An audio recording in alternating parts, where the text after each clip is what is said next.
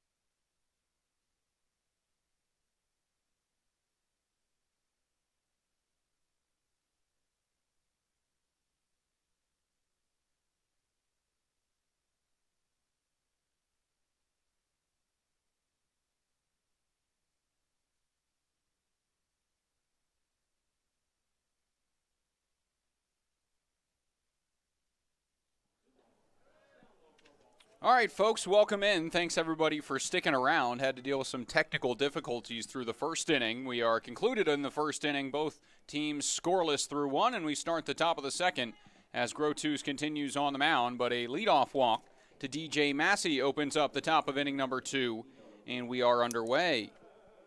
Inrad decided to shut off on us at first pitch, and we had to reset all the routers and get things back up and going. But we made it, and we have baseball on this lovely Wednesday afternoon, August the 3rd. Pippins trying to fight for a playoff spot. So are the visiting Wenatchee Apple Sox in Game 2 of this series after Game 1 was so good yesterday. A 12-inning matchup that went 4.5 hours. Pippins ended up winning it on the walk-off off the bat of Gabe Villaflor after one of the best games, if not the best game, the Pippins have played all season long. Luke Rollator had 5 stolen bases, which is a league high for the season in a game. Tyler Frieders picked up his 6th win, which is number 1 in the West Coast League. And the Pippins overcame a bunch of deficits, including trailing 10-5 entering the bottom of the 7th inning. And they came back to take the victory over the Apple Sox in a huge win that puts them 1 game out of a playoff spot. Chris Grotus on the mound here. We'll bring an 0-1 to the plate to Nino Voltaggio, and it's outside to even things up. Lineups today for the visiting Apple Sox. Joichiro Oyama leads off. Xander Orahudo's bats second. C.J. Horn in the 3-hole. Grant Sherrod, the first baseman. DJ Massey led off this second. Nino Voltaggio at the plate now. Brooks Rasmussen in center field bats 7th. Cole Kramer behind him. And Justin Stransky, the 9-hole hitter. For the Pippins defensively, it's Kyle Williamson in left field, Luke Rollator in center, and Jackson Reed back in the lineup. He's in right. Owen Cobb takes over at third base. Cobales remains at short. Runner on the move here. A good throw, and the tag not in time. Stolen base for DJ Massey. Cobales at short, second base Marenko, first base Jackson Sorensen, and Gabe Villaflor, who was the hero last night. He's the catcher for the Pippins here in Game 2. 1 ball and 2 strikes, the count. Here's the next home from the lefty, Grotus. After a long look to second, runner takes off again. Swing and a foul ball. Massey would have been in easily had a huge lead and a great jump off Grotus, who's got a bit of a slower delivery to the plate. But the foul ball keeps the count at 1-2, and Massey returns to second.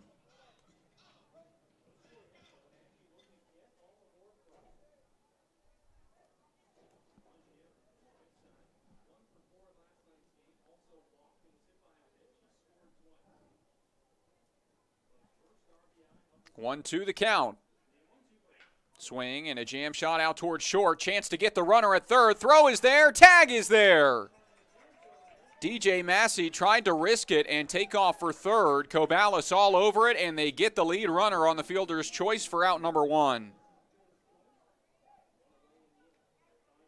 Connor Cobalis has been great defensively so far in this series. He had a couple of great plays last night, including one of the best plays he's had all year. Deep in the hole, a diving effort, snagged it on the spin, and made a long, strong throw across the diamond, picked by Jackson Sorensen on the other end for a highlight play by the shortstop out of Gonzaga, and this time he gets the lead runner at third base for out number one.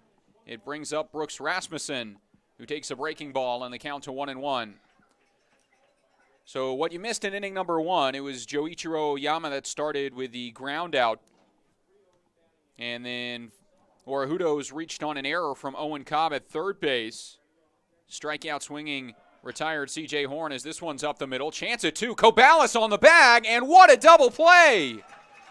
Connor Cobalis fielded that ground ball on the second base bag to beat the runner and makes the throw, and the shortstop does it again.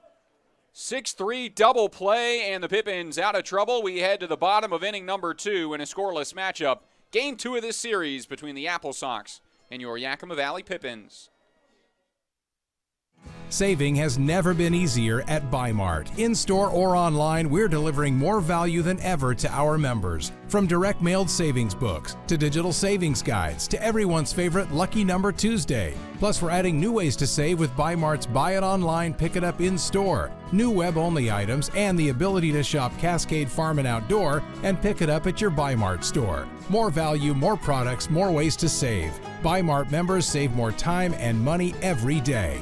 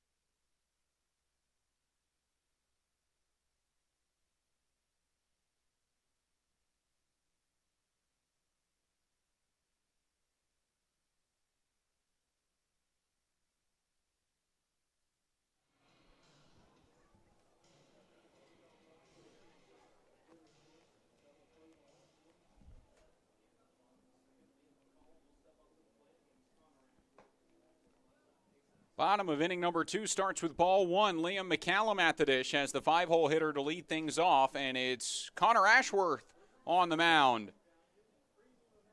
As the big righty comes home with this pitch, which finds the zone, and the count to 1-1. Ashworth out of Spokane Falls Community College had 11 appearances this year, all out of relief, a 1-0 record in 23.1 innings of work, a 2.31 ERA for Ashworth. And he's had a great summer with the Apple Sox. 1-0 his record, 1.42 his ERA. 10 strikeouts to only 4 walks in 3 games played, as this one is shot out towards the left side, and thrown out at first base is McCallum for out number one. 6.1 total innings of work for Ashworth this summer. His last appearance was July 27th against Cowlitz, throwing 1.1 innings without allowing a run, picking up a strikeout and a no decision in that matchup. Wenatchee would end up losing that game against Cowlitz and dropped the series against Cowlitz and the Black Bears. As ball one misses to Gabe Villaflor, the right-handed hitting catcher who was the hero last night, had the walk-off winner off the bench.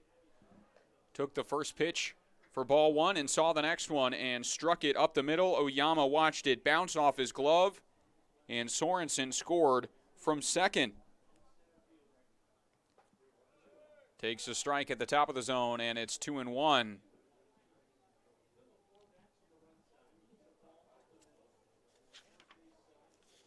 Ashworth is a big boy out there on the mound. Just finished at Spokane and will transfer to Montana State Billings. Listed at 6'3", 245. And misses the zone there. It's ball four, and Gabe Villaflor, a one-out walk, will reach base. So what you missed in the bottom of the first inning, Rollator struck out looking for the first strikeout for Connor Ashworth. A fly out to center field was out number two.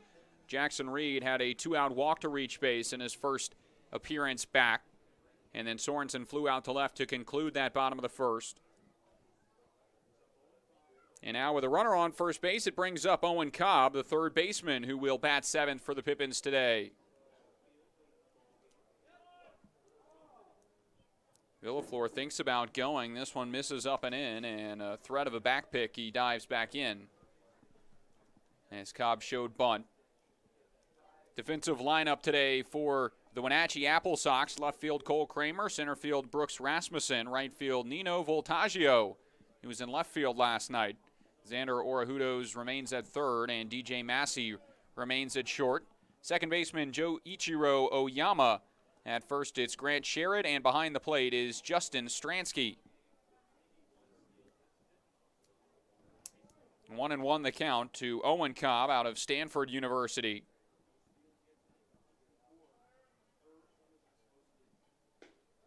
And he takes a fastball, which is ruled a ball out of the zone.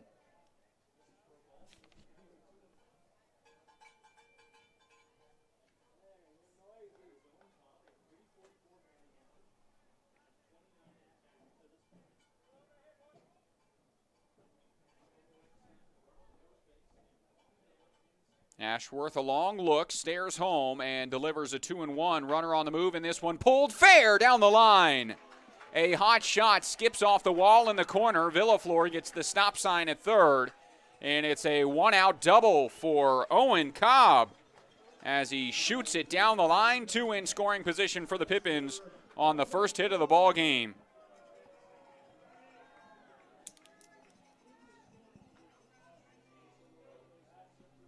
Cobb smoked that ball, 103 off the bat, right on the line, and snuck it by Orahudos.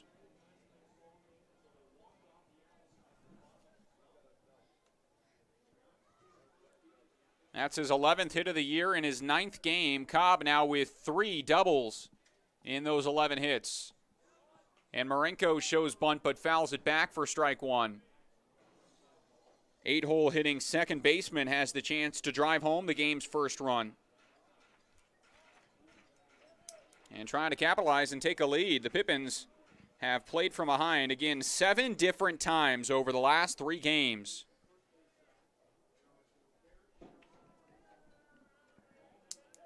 Had the 2 games against Kelowna in which both they played from behind, battled back and won both of those. And then yesterday, of course, down by 5 in the bottom of the 7th, got 4 in the bottom half of the 7th, tied it in the bottom half of the 9th, sent it to extras. Both sides scoreless in the 10th. Some great pitching, some great defense. Tyler Frieders leaving the bases loaded in the top of the 12th with 1 out. And the Pippins winning it in the bottom half as Marenko fouls away the 0-2.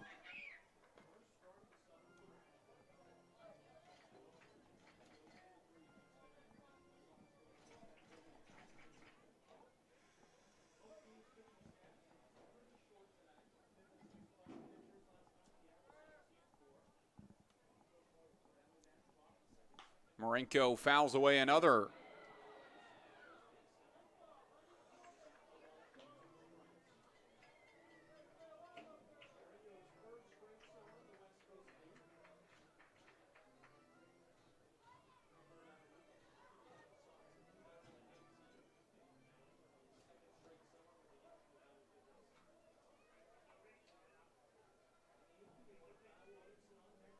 Corners in, middle infield is deep. 0-2 the count, 1 out. Ground ball, left side, deep to the shortstop, so the run will score, and Marinko out at first, but he drives home the first run of the ball game, and it's 1-0 Pippins on the RBI from Marinko.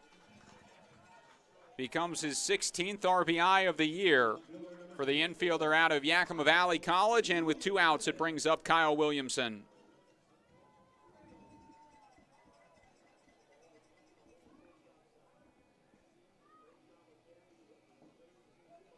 Owen Cobb stays put at second base. And now this one breaks into the batter's box for a ball on Kyle Williamson, the left fielder out of Las Vegas, Nevada, incoming freshman at YVC. He had a big role in yesterday's game as he came off the bench to replace Seth Ryberg, who had some hamstring tightness. Said he just cramped up, but seems okay today, just taking a couple of rest days to ease up. As this one's down the line, what a snag at third. Long throw, and it gets away. Run will score up to second base, Williamson, and he is in safely. Xander Orahudos was 50% of the way from making one of the best plays we've seen at the Orchard this summer. Diving down the line, snagged an absolute bullet from Kyle Williamson. Hopping to his feet, he could not make the throw, and it gets away, allowing another run to score. Pippins up 2-0.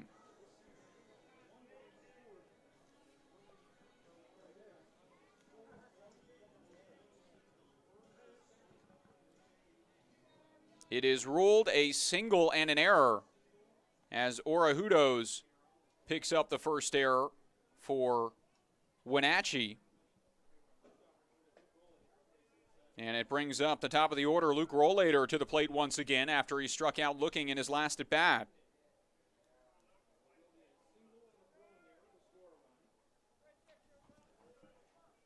So the Pippins lead 2-0 here in inning number 2. Rollader trying to add to it, a 2-0 from Ashworth, and it's taken low, 3-0. Mentioned it earlier on the broadcast, but Rollader, a 5-steal game yesterday and 10 steals in his last 3 games. Absurd numbers for him. He now leads the team with 20 on the season, and that's a most in a single game this season in the West Coast League. 2-1, or this one is shot out towards center field. Rasmussen underneath makes the catch and ends inning number 2. Pippins plate a pair. It's an Owen Cobb double to set up the RBI ground out, and then the single and throwing error plates Owen Cobb himself. 2-0 the score. Inning number 3 on deck as the Pippins out in front.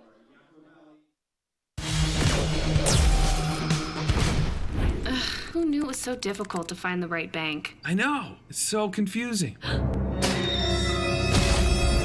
Checking out your banking options? Oh, sounds overwhelming. The calm uncertainty! Enough! With Banner Bank, it's easy to manage your finances, and help is here when you need it. Hang on, Cloud! Oh, wait. Built for action, built for banking. Banner Bank. If we win the lottery, we'd remodel our home. We'd start with the kitchen. Ooh. And out back is where the big trucks will go. Wow! Ben, you don't even live here anymore? Hey, don't forget about Grandma. Okay, family meeting. Come on, welcome to the Ice Dome.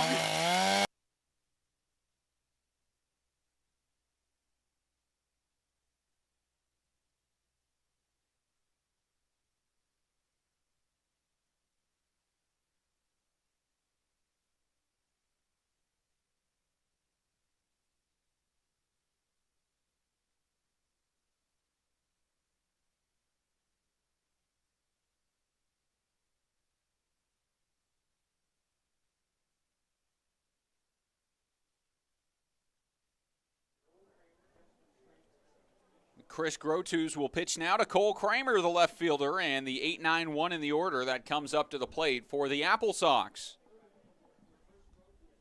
Kramer, another product of the Northwest Athletic Conference out of Lynn Benton Community College and the Roadrunners.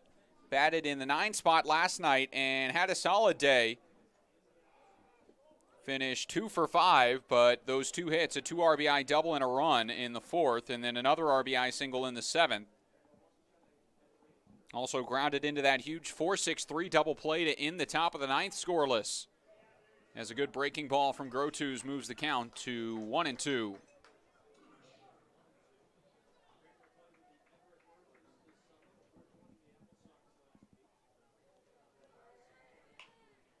Now this one's shot out towards center field. Not a lot of movement for Rollator out there, and he makes the catch for out number 1. Good start for Grotus. He'll pitch now to Justin Strancy, the catcher. He came in as a pinch hitter in the 12th inning last night, recorded the final out on the fly out to Owen Cobb and right. A lot of substitutions in that game for 2 teams that are short-staffed. Pippins had used 5 pitchers, and they were really hoping that Frieders could get it done and the Pippins could win it, or else they really would have ran out of arms there at the end.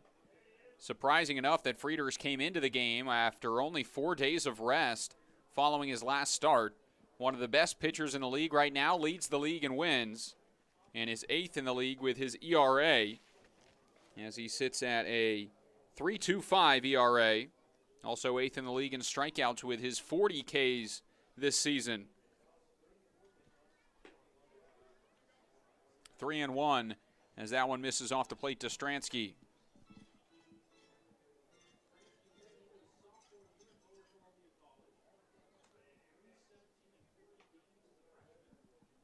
And there's ball 4, so with 1 out, the runner aboard turns things over to the top of the order, and Joichiro Oyama, who grounded out to second in his last at bat. So already 2 stolen bags for Wenatchee today, a team that likes to run, obviously, primarily with a man at the plate who leads the league in stolen bases with his 37 this year and is only 4 off the West Coast League regular season record and 5 off the regular season and postseason combined record of 42.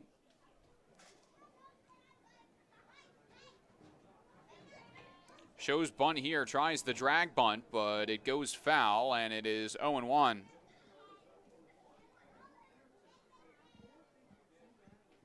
Wenatchee were lucky enough to get a loss from Edmonton last night, so they still stay tied for the first spot in the North Division second half at 12-10.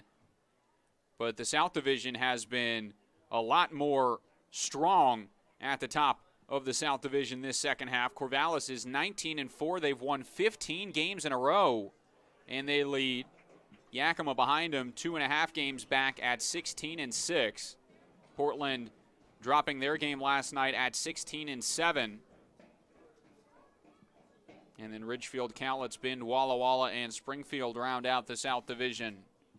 0-2, blooped out towards right, charging in Reed. It drops in front of him, and it's a base knock for Joichiro Oyama. That is his 4th hit of the series after he went 3 for 7 yesterday. Had a triple, a double, and a single, and was left stranded in the 10th and the 12th inning. Was a homer away from the cycle. And now 2 runners aboard with only 1 out. It's Xander Orahudos, the third baseman, who reached on the error from Owen Cobb in his last trip and also stole second base. Pulled and in and out of the glove of Owen Cobb, and flipping to the bag, he's safe. An absolute bullet to Owen Cobb, and it skipped off his glove, dropped to the ground. Late break off of second for Stransky, and Grotus and Cobb tried to get back to the bag, and the play could not be made by Corvallis. It will be ruled a hit at 96 miles an hour off the bat. That's why they call it the hot corner. Owen Cobb can't make the play. And now the bases will be loaded with 1 out. I think if Owen Cobb does not get back to the bag there, the play is made because Chris Grotus had the awareness to cover third base from the mound. He was standing on the third base bag ready to field the throw from Cobalis, but Owen Cobb cut it off and was not at the bag.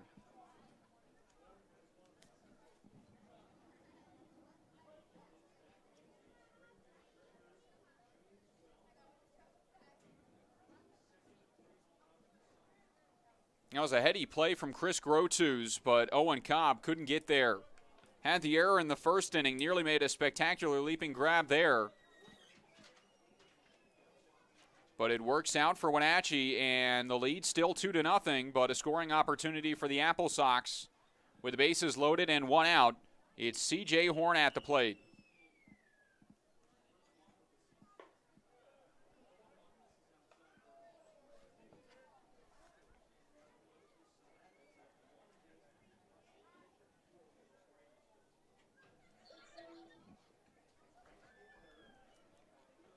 Left-hander Chris Grotus delivers the pitch home, and it's high and away for a ball. 3-1 the count to C.J. Horn.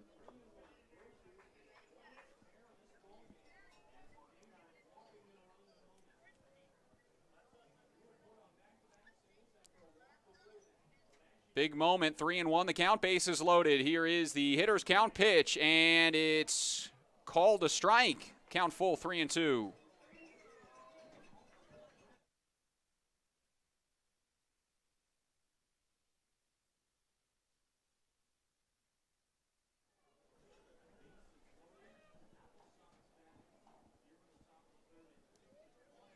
Full count, 3-2.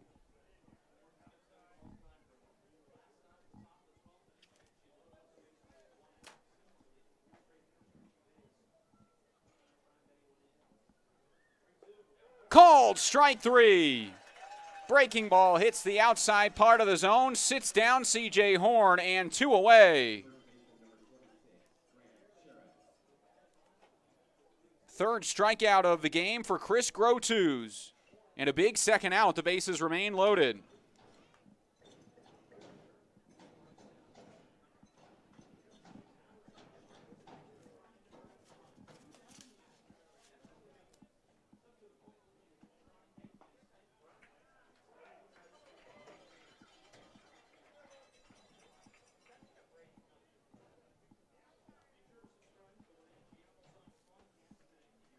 Now it's 0-1 to Grant Sherrod. He batted in the 3-hole last night and finished with 3 RBIs in that game and a double.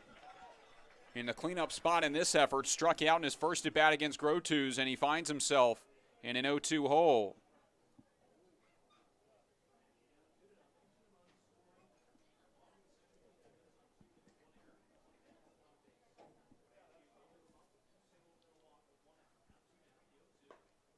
Just left this one up, and it's a ball and 2 strikes.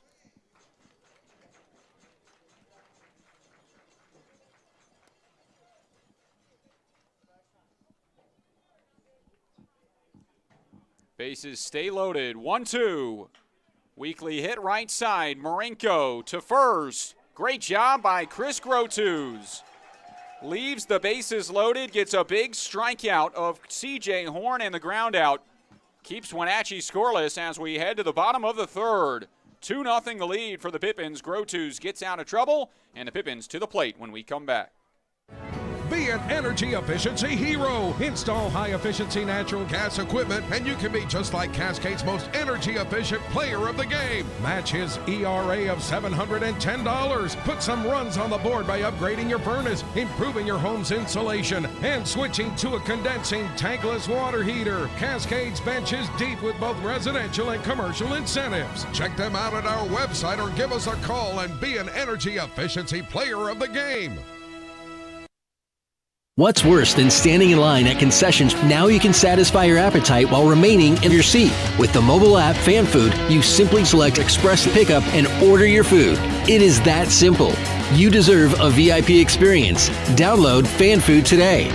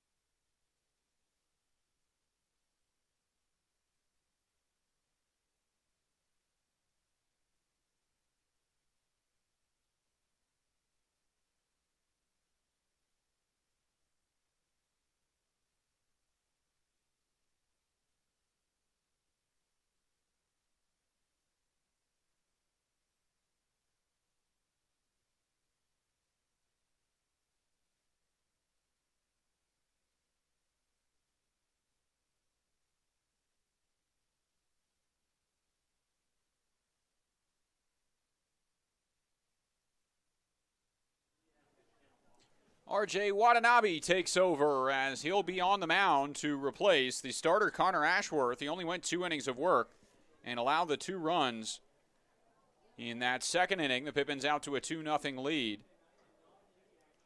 And it's an 0-1 start to Connor Cabales. 2-3-4 in the order due up for the Pippins here in the bottom of inning number 3 as they face off against the righty.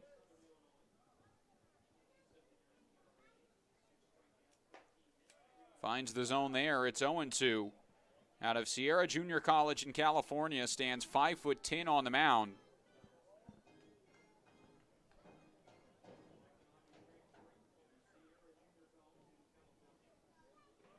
Misses inside, and the count 1-2.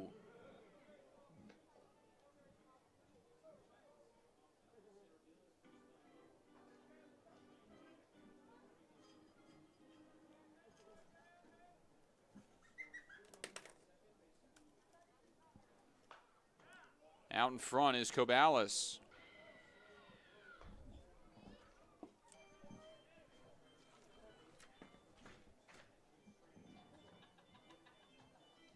So for Watanabe, he throws a fastball, slider, and splitter on the mound from the right side. As he'll dig in against this right-handed hitter, Connor Cabales. The 1-2. Out in front, there's that splitter, and it gets Cabales for the strikeout.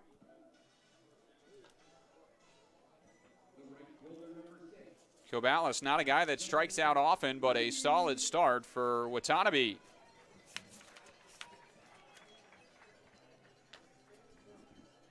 This is his first action with the Apple Sox this summer.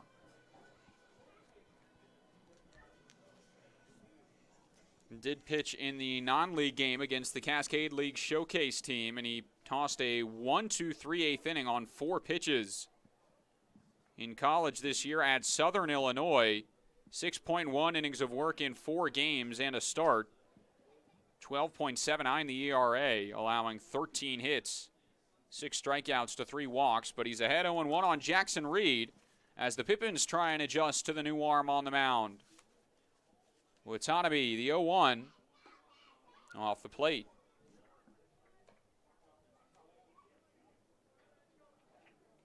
Portland currently leads Cal. It's 1-0. Corvallis out in front of Ben, 3-0. With the Pippins win and a Bend loss, Yakima Valley would be sitting in a playoff spot.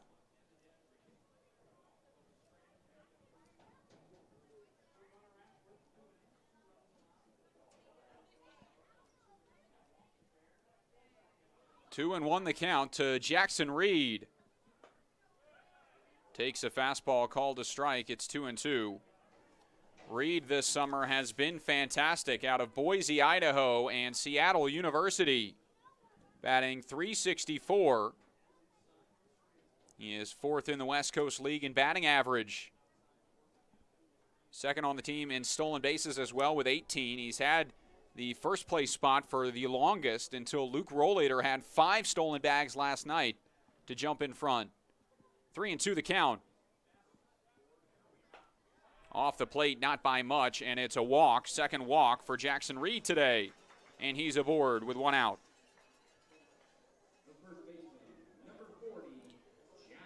So a runner on, 1 away, and Jackson Sorensen to the plate, the left-handed hitting first baseman. Came up huge in yesterday's matchup, finished with 3 RBIs in that game. Had a double, an RBI sac fly in the 5th, an RBI single in the 7th, and then none bigger than that RBI single in the 9th. Bottom of the 9th inning, 2 outs. Pippins down to their final out as they trailed with a runner on third base. Sorensen worked a 6-pitch at bat. The final pitch of that at bat, a weak roller to short. And the play could not be made. As Sorensen beats it out, DJ Massey came in, charged, made a nice throw across his body, but the speed from the left-handed batter was just enough to beat out the throw, tie the game, and the Pippins would win it in the 12th. Reed on the move. Here's a throw down to short, and it's high, and a stolen base for Jackson Reed as he picks up his 19th of the campaign. Pippins have been running all over the Apple Sox so far this series. That's their first stolen base tonight.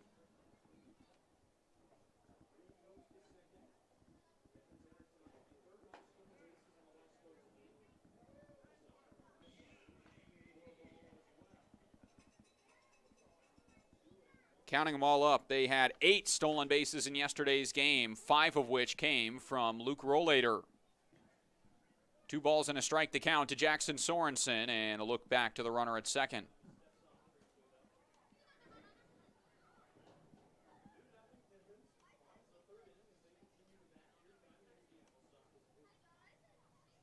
Runner on the move again. Swing and a foul ball. Reed might have been in there standing up. Another great jump, and he's showcasing the speed. Justin Stransky was ready to throw, and now the middle infield will come talk to their pitcher, R.J. Watanabe, about looking the runner back, trying to prevent him from getting a good lead.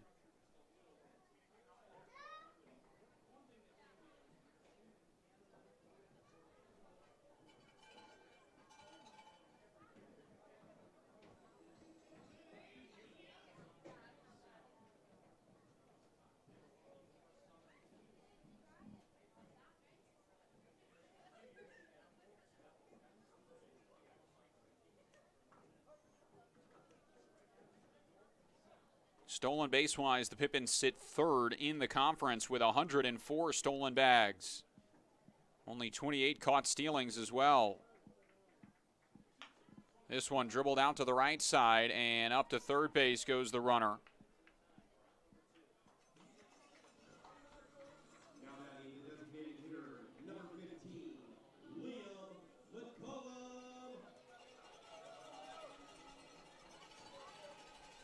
Two away now. It's Liam McCallum to the plate.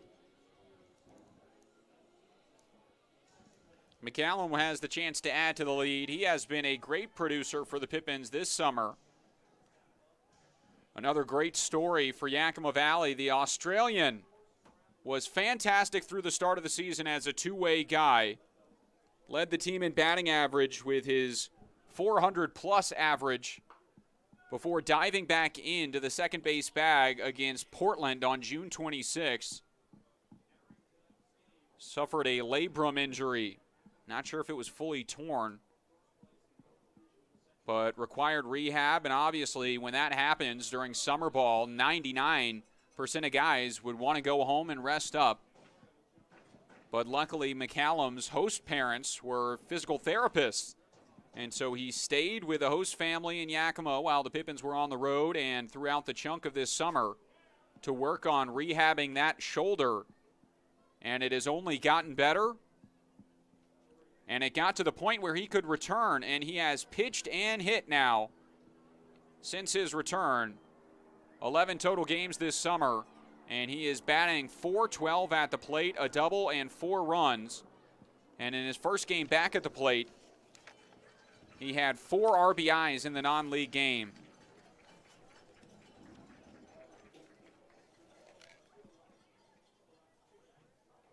Happy for the sophomore out of Gonzaga University, as this one spiked into the grass and blocked behind the plate. Well done by Justin Stransky to keep that in front and prevent the run from scoring. The count now full.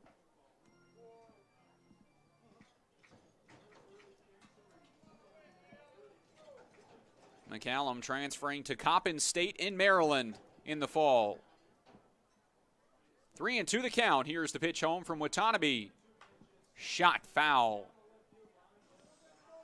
McCallum frustrated. Slowed his bat down at that pitch. 67 miles an hour out of the hand. And late contact shot the left side. 3-2. Swing and a miss. Good pitch from Watanabe. Leaves the runner stranded at third base and gets through a scoreless third inning. We head to inning number 4, 2-0. Pippins in front at home. Game 2 against the Wenatchee Apple Sox.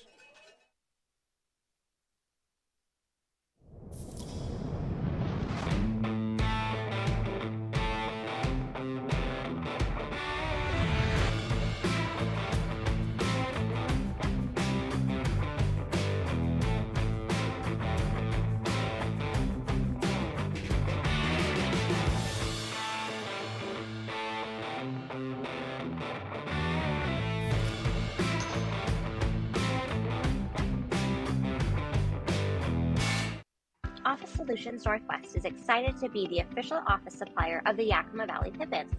Proudly serving the Yakima Valley since 1967, we offer a wide variety of solutions at work. From pens and copy paper, desks and chairs, to soap and paper towels, along with free next-day delivery on most orders. We strive to be your local source for all of your office needs. Create a free account today by visiting our website at www.whobest.com, and we look forward to working with you.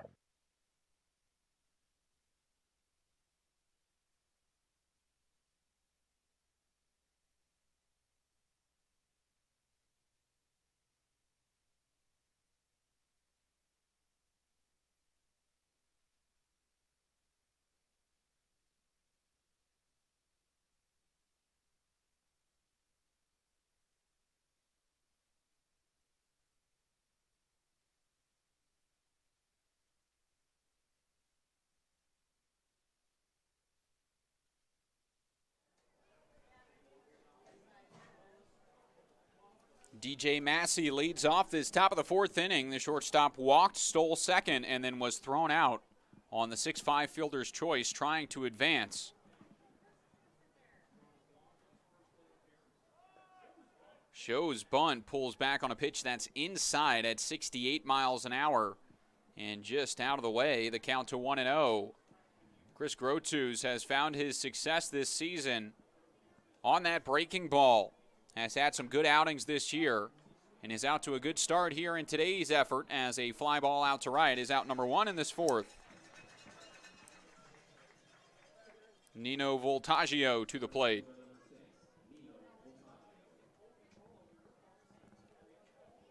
So for Grotus, this is his fifth start of the season, 10th appearance, and he's got an even 3-3 record. But his last two outings have been really good. Had the shutout win against Nanaimo, 6 innings of work, allowing only one hit. Bunting for a hit, this one down on the first base side, but the tag applied by Sorensen. A good effort for Voltaggio, but well played by the first baseman, and it's out number two.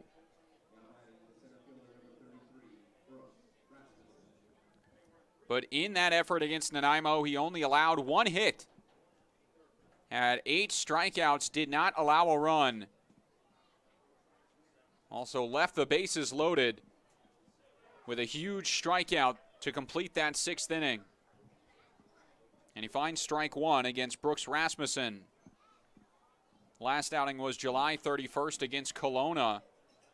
Pitched an inning, allowing one hit, one walk, but didn't allow a run in the 4 batters he faced. And entering today, 29 strikeouts, but that will climb up to 32.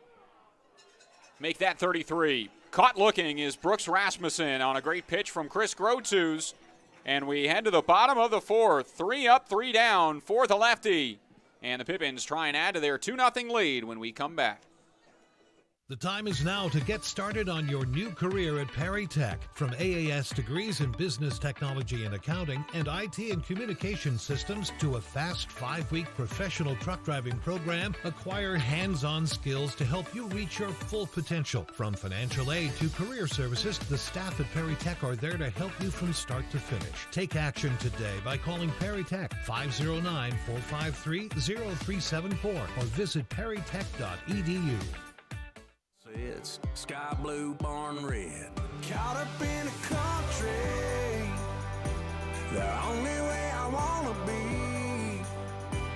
Somewhere where the road ends, out there where the creek bends, that's where you can find me. Within fields of gold and cotton rows that never end in the sky. That take it slow, easy road, man, that's life. Caught up in a country.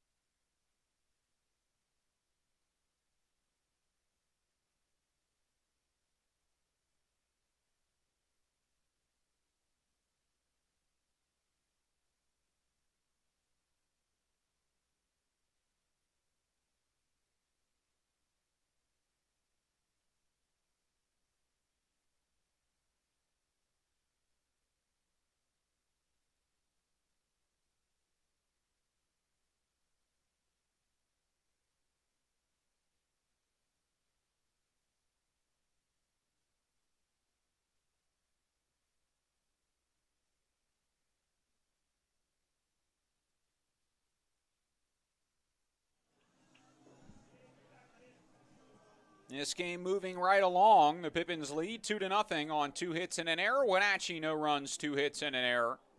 Watanabe on the mound, and he starts with strike one to Gabe Villaflor, the catcher out of the University of Portland, who walked and scored in the second inning. So Villaflor's connection with head coach Kyle Crustangel, he was committed to Yakima Valley College to play baseball there. Recruited as a position player, had been a third baseman his whole life as he rockets one up the middle for a leadoff single.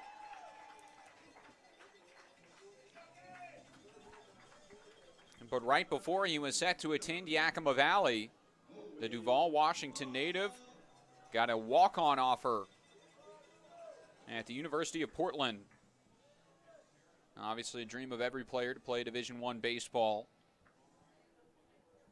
And Villaflor decommitted from YVC and ended up attending Portland, earned the walk-on spot, and the Pilots wanted to move him to a catcher. So he has been getting his reps in as a catcher here this summer. Redshirted last year at Portland.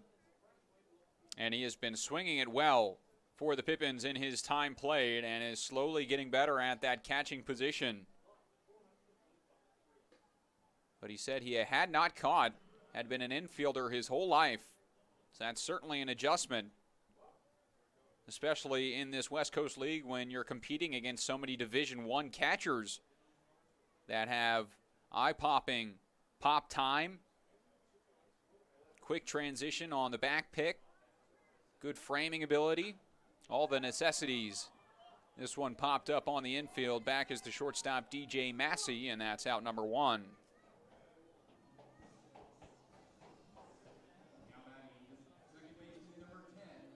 But certainly seemed grateful for the opportunity, Villaflor, that he has with the Pippins here at the end of the summer.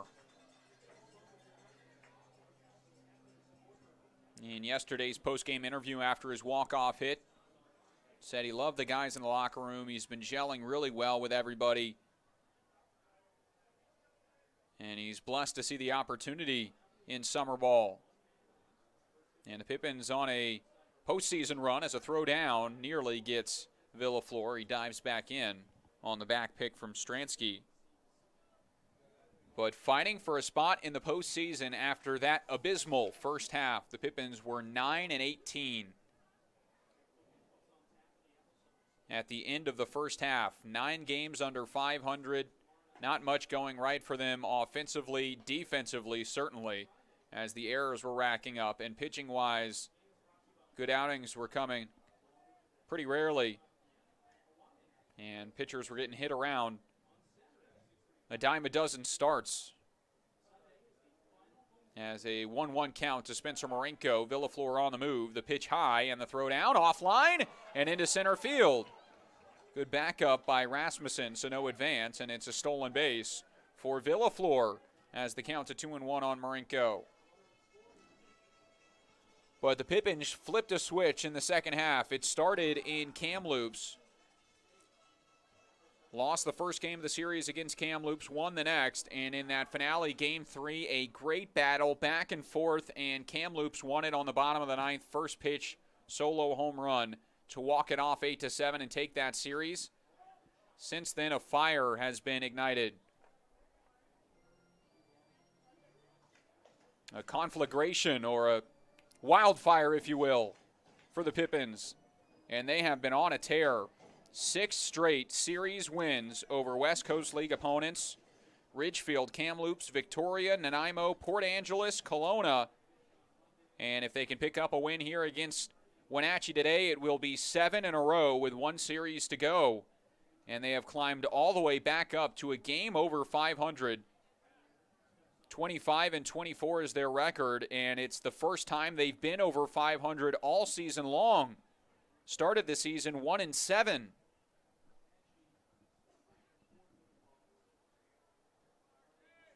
10 games over 500 in this second half. As a ground ball is foul, the count stays 2-2.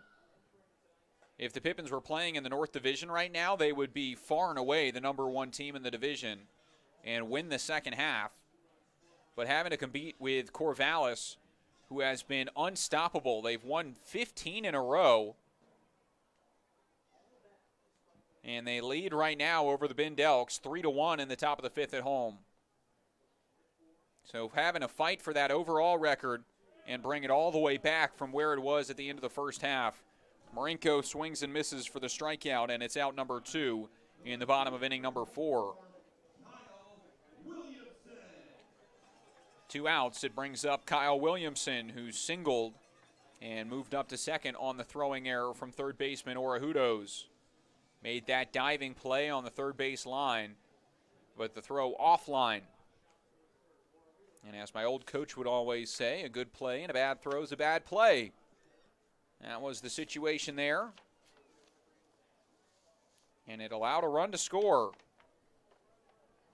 Pippins lead 2-0, bottom of the fourth inning, and Villaflor the runner at second base for Kyle Williamson. Swings through that one, and it's a strike.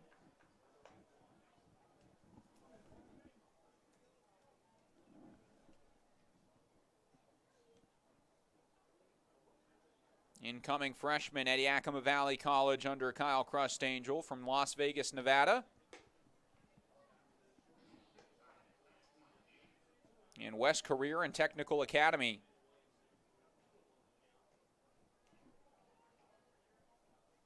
Attended a couple of showcase events in which he got to showcase his 60-yard dash. Had the number 1 60-yard dash in his 2018 showcase.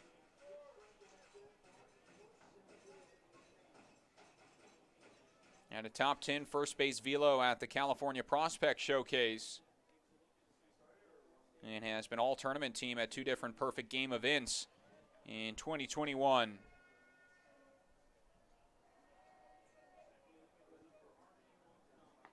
As a full count here, 3 balls and 2 strikes as Watanabe tries to get out of this fourth inning. The payoff to Williamson. High and away, ball 4. Another good at bat for the left fielder. And he's on first base. With 2 away, top of the order comes up in Luke Rollader.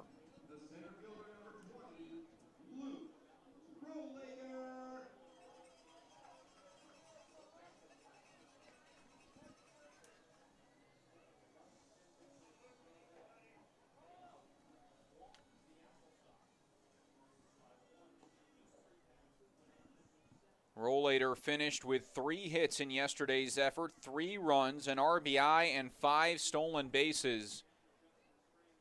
In another solid outing for him, batting .317 this summer in 30 games.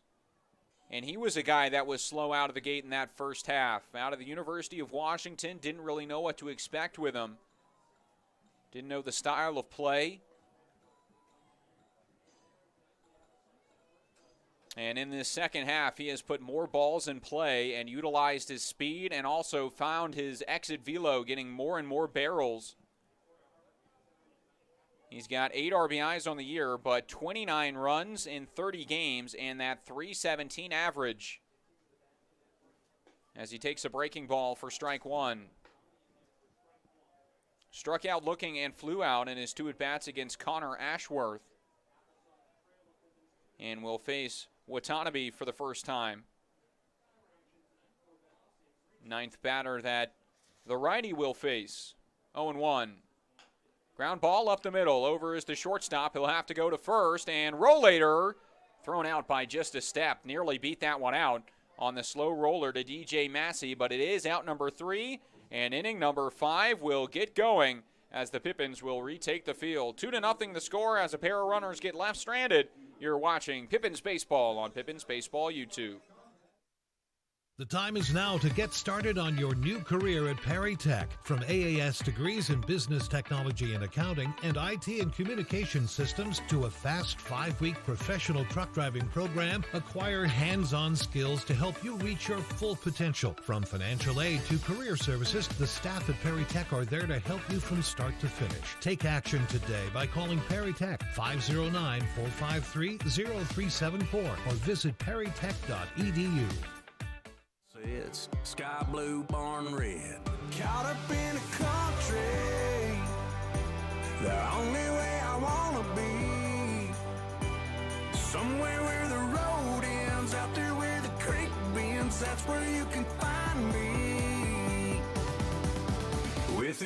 golden cotton rolls that never in the sky. And take it slow, easy roll, man, it's life. Caught up in the country.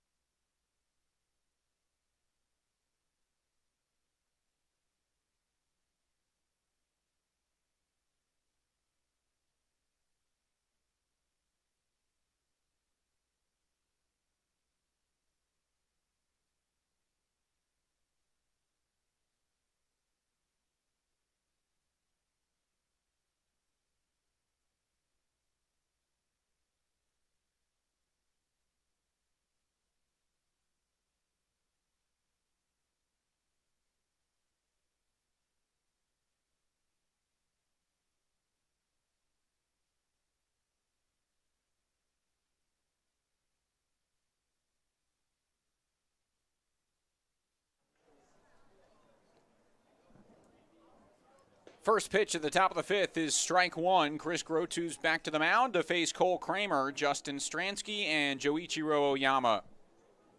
Kramer, the left fielder, flew out to center field to open up inning number 3, and he sends another fly ball, this time to left center. And it's tracked down by Rollator. He drops it.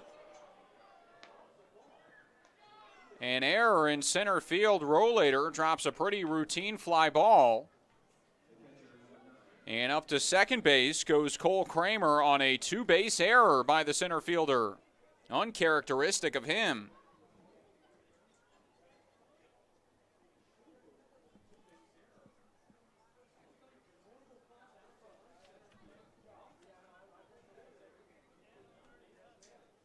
Rollator has had a few drops this season. Had one memorably against Corvallis in a tight game. His error was the difference in that game. Was playing in left field in that effort. That is his first error in center field this season. And his only a second of the year.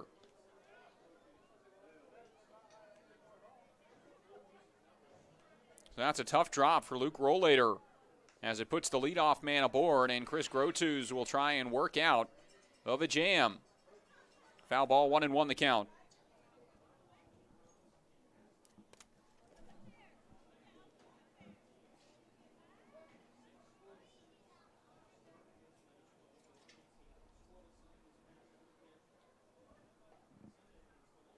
Breaking ball in the dirt, good take there from Stransky, and is ahead in the count, 2-1.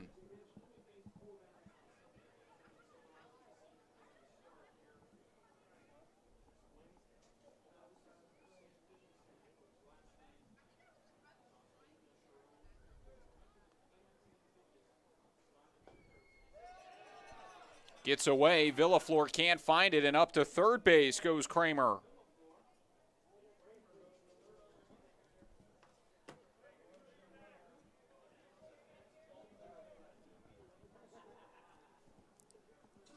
So Grotu's frustrated, I can imagine. Got a routine fly ball on the first batter of the inning, but it is dropped in center field for 2 bases for Kramer. Now a pass ball moves him to third, and Stransky, a 2-2, brings the infield in. And hesitated on the swing, just left the bat out in front of the plate, and it just got a piece to keep him alive, as the foul ball keeps it at 2-2.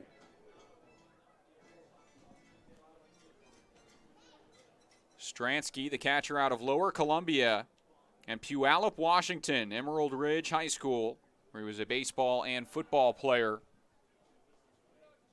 Count goes full to him. Second team all-conference as a catcher and second team all-conference as a wide receiver at Emerald Ridge. And he takes ball 4 to put runners on the corners with nobody out. Top of the order to the plate now, it's Joichiro Oyama, who has been the top hitter in this lineup all season long for Wenatchee. Leads the team in runs scored with 57. He leads the league in that mark as well. And he is 1 run away from tying the all-time season high in the West Coast League for runs regular season and postseason. 58 was the record set by Jake Holcraft in 2019 for Corvallis. He had 51 in the regular season, 7 in postseason play. And Oyama is 1 away from that 58 mark here in the regular season alone. Also leads the league in stolen bases with his 37, which is 4 off the regular season record. And is batting .338 at the plate, including 3 hits and 7 at-bats yesterday, a homer shy of the cycle, and he nearly had it on a foul ball, which was just foul on the right side. Lines this one out to left center field, and he'll put his side on the board. Shooting that one into the gap. Oyama tries for second. Throw beats him by a mile, and he's out. Rollator gets the outfield assist and out number 1, but Oyama with the RBI scores the first Apple Sox run, and it's 2-1 with the tying run all the way up to third.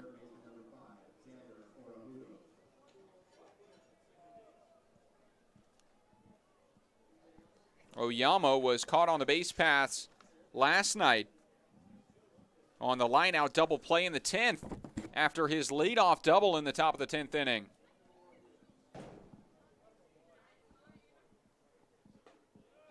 Good breaking ball is strike 1. So Kramer scores the run. Stransky all the way up to third. He was left stranded there in the 3rd inning.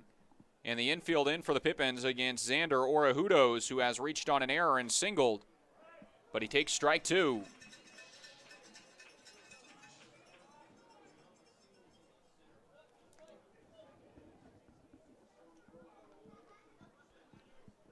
Oh, and 2 from Grotus. Goes with a fastball, and it's off the plate.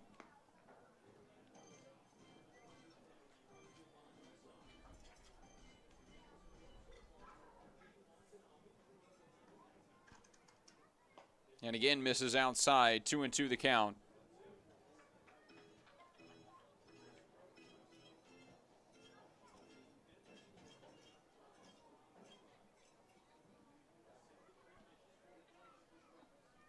Two the count. Fouled away.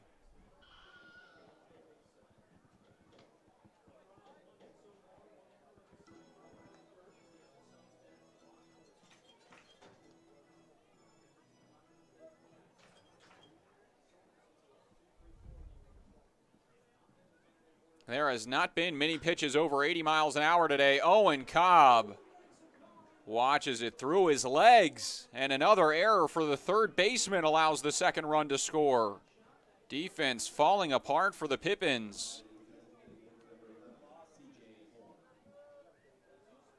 Infield in, so 80 miles an hour off the bat looks a lot faster. And skipping to Owen Cobb, that's probably a play he should have made, or at least kept in front to prevent that runner from scoring. And that should go as his second error of the game. And both runs against Grotus unearned as a foul ball is shot over top the Apple Sox dugout. It will go as an error, and the third error of the ball game for the Pippins.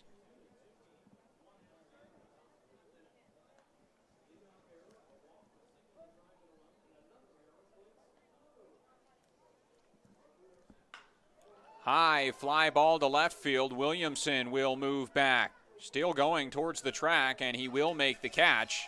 And it's out number 2. As that one just underneath it was C.J. Horn. Sent it a long way, but not enough. It's out number 2. Both runs scoring unearned this inning.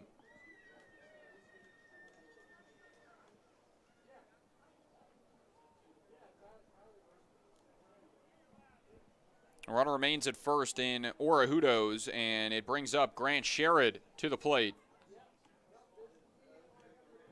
So going back to the Pippins fielding, as it was pretty tough out of the first half. Top 3 in the league.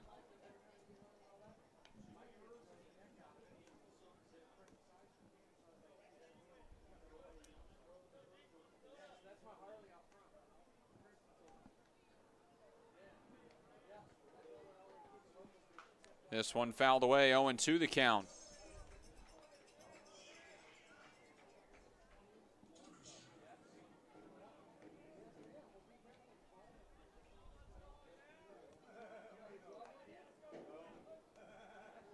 For Owen Cobb, that is his 5th error of the season. Ground ball to him. This time he bobbles it again. Throw on the short hop, and it's picked.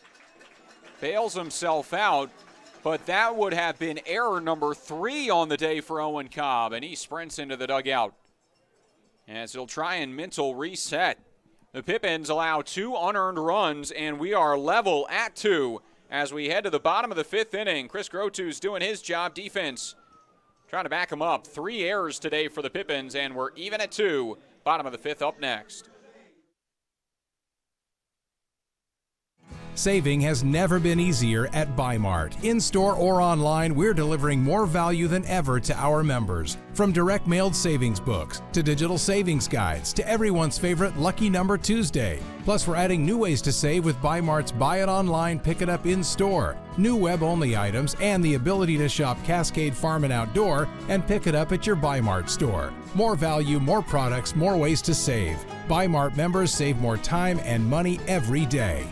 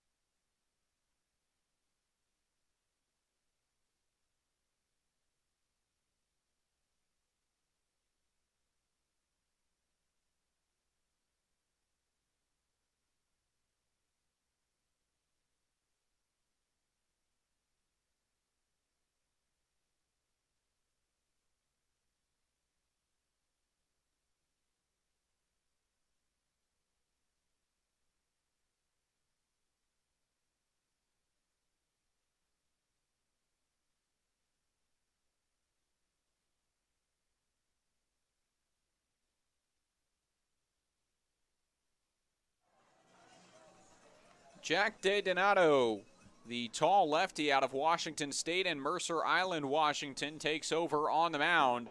He'll pitch to the 2-3-4 in the order in the bottom of the 5th inning in a now tie ball game after 2 unearned runs cross against Owen Cobb, or against Chris Grotus. The unearned runs from Owen Cobb, his 2nd error of the game, but Luke Rollator an error as well as he dropped the ball in center field for only his 2nd error of the season.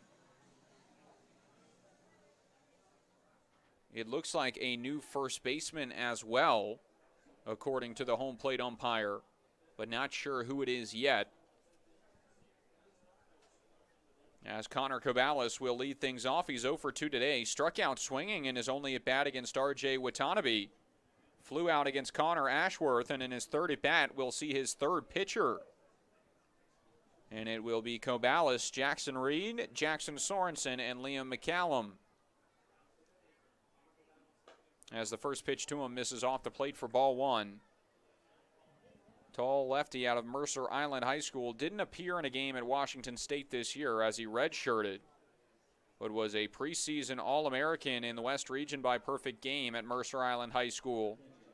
First team All-State as a pitcher and a first baseman, going 4-1 with 34 strikeouts and a 1.56 ERA. And was ranked the 2nd best left-handed pitcher in the state by perfect game out of high school. Finds the zone here in the count 1-2 now on Connor Caballas. De Donato transferring to the University of New Mexico.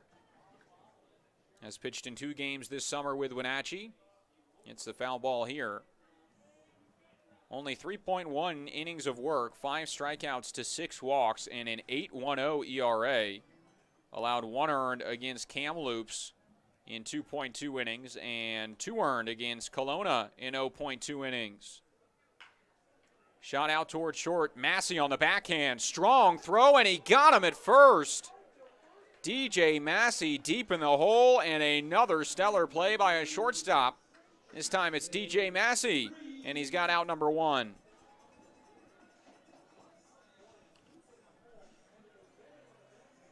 One down, it brings up Jackson Reed.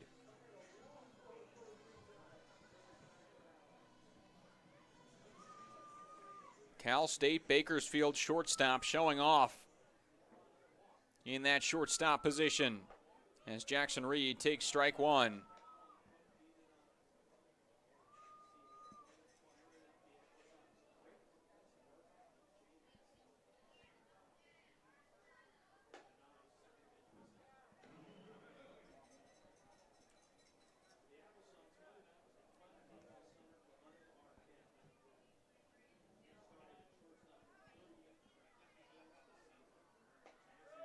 Inside, it misses for a ball.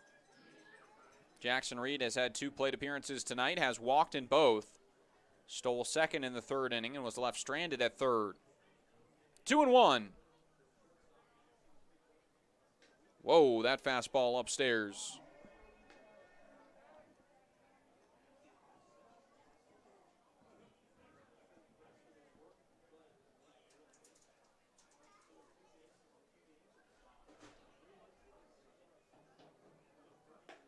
Ball 4 and 3 walks today for Jackson Reed.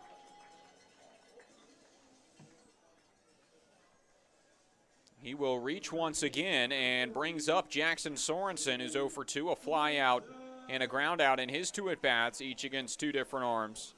And he will face De Donato for the first time today. Lefty-lefty matchup.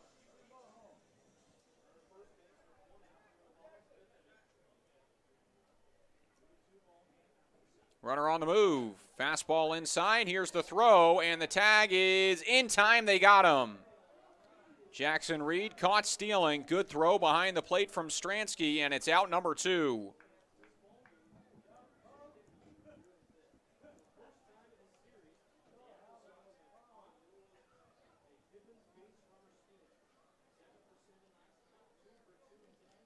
Reed trying to go first pitch. Jump was a little bit late, and the throw on the money from Stransky. As Sorensen takes that one, the count to 2-0 on the lefty. Hitters count 3-0. 3 home runs, 7 doubles in league play this season for Jackson Sorensen.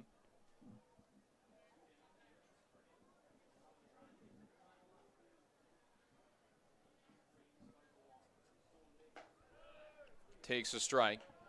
Behind Spencer Shipman for most extra bases by a Pippin this summer. Shipman's got 10 doubles, a triple, and 4 homers this year. And Sorensen into the ground out towards second. Oyama's throw is in time, and it's out number 3. So working around the 1-out walk, getting the caught stealing, and finishing the bottom of the 5th. We are still tied at 2. 6th inning up next. You're listening to Pippins Baseball on Pippins Baseball YouTube.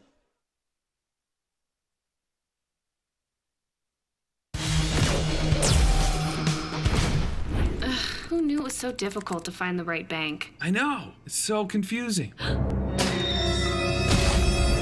Checking out your banking options? Oh, sounds overwhelming. The common certainty. Enough! With Banner Bank, it's easy to manage your finances, and help is here when you need it. Be gone, Cloud! Oh, wait. Built for action, built for banking. Banner Bank. If we win the lottery, we'd remodel our home. We'd start with the kitchen.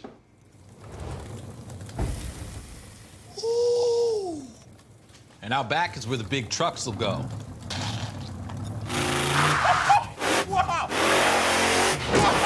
Ben, you don't even live here anymore? Hey, don't forget about Grandma. Okay, family meeting. Come on. Welcome to the ice dome.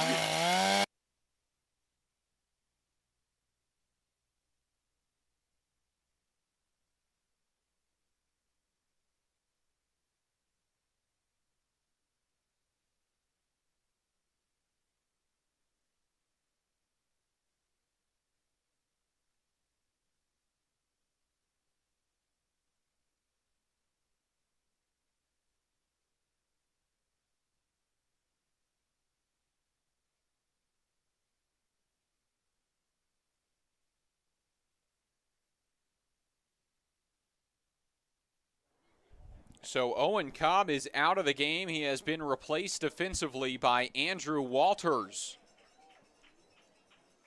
Tough day for him. We have seen 2 times earlier this year a player get replaced defensively as Grotus fields this one off the mound, and the throw not in time and kicked by the umpire.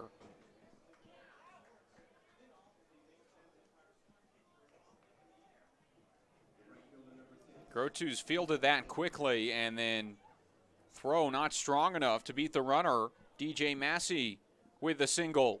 And a leadoff man aboard as the go-ahead run. It brings up Nino Voltaggio here in the 6th. Grotus has thrown 82 pitches so far, and the lefty will go out of the stretch to face the right fielder Voltaggio. Bunt showed again. This time it's a strike. Voltaggio tried to bunt for a hit in the 4th inning, but it was right at Jackson Sorensen and an easy tag applied. And then had the ground out to short that they threw out the runner at 3rd for the fielder's choice in his first at bat. 0-1 is off the plate. It's a ball and a strike.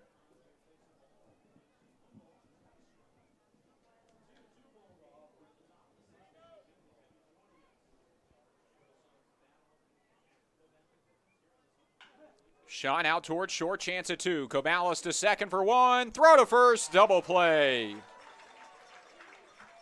Connor Cobalis starts it again. Marenko is there, and he fires to first for the 2 outs, and the first 2 outs of this 6th inning.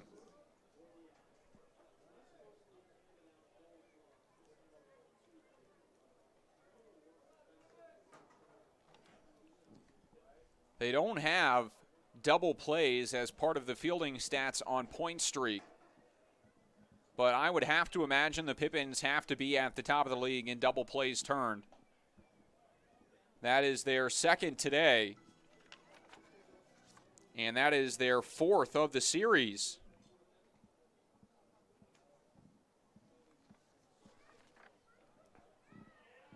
There's a strike, 2-1 to Brooks Rasmussen. Grotus has been doing a great job on the mound, pitching efficiently. Has not allowed an earned run, and he looks to get out of this top of the 6th with a ground out, and he will.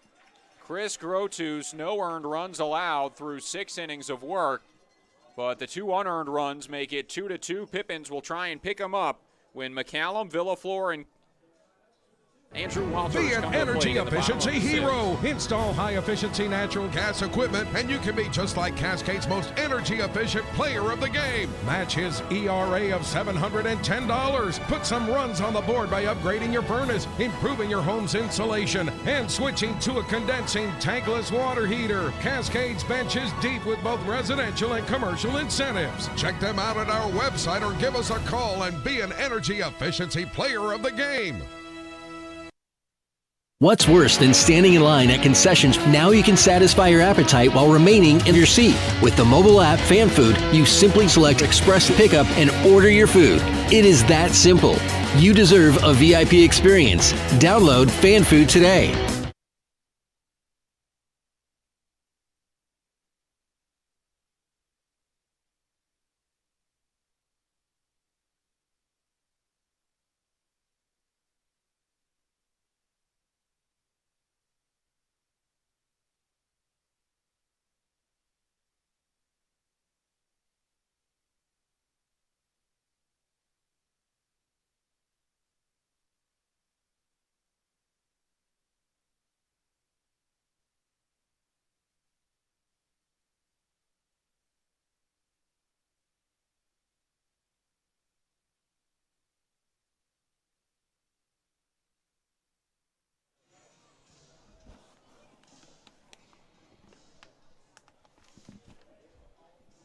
Liam McCallum leads off this bottom half of the 6th inning in a tie ball game. Shoots it down the line, and it will tail foul. Just trying to keep that one fair, and he could not do it.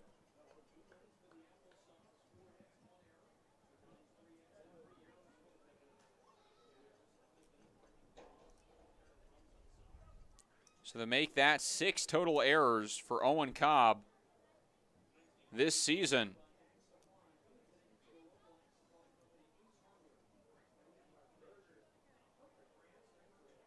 Six in 15 attempts.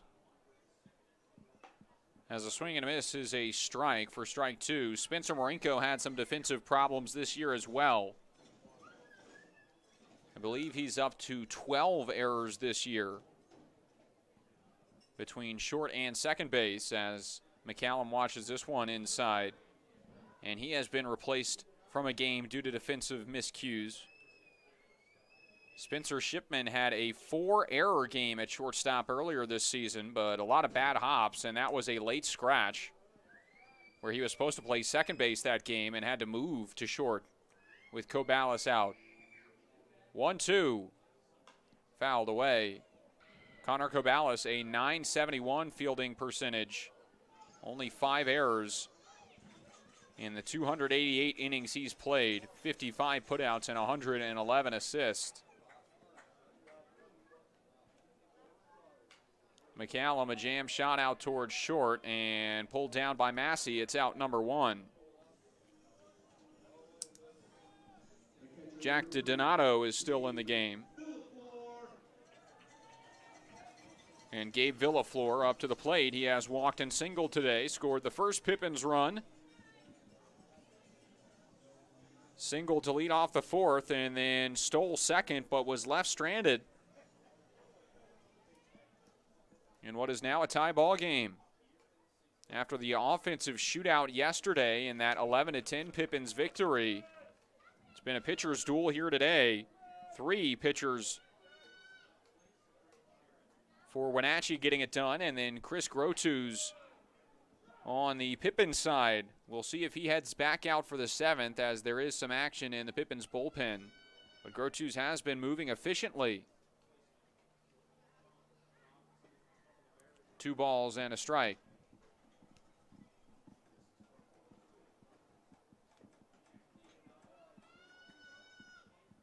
Update in the other games around the West Coast League as Gabe Villaflor sees a 2-1 count and moves it to 3-1. That's the score of the Portland Pickles and Cowlitz Black Bears game. Portland in front 3-1, bottom of the 6th inning. Nanaimo on top of Springfield 3-2. Bend has tied it at Goss Stadium, 3-3 the score, as a walk is issued to Gabe Villaflor, and he will reach. 3rd time that the catcher has reached tonight, as he's on first base as a potential go-ahead run. Bottom of the 6th inning, tied at 3. Corvallis trying to hold on to their 15-game winning streak.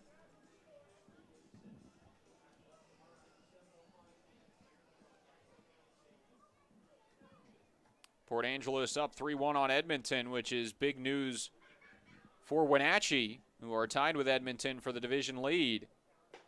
As Andrew Walters gets his first at bat of the ball game, takes ball 1 upstairs.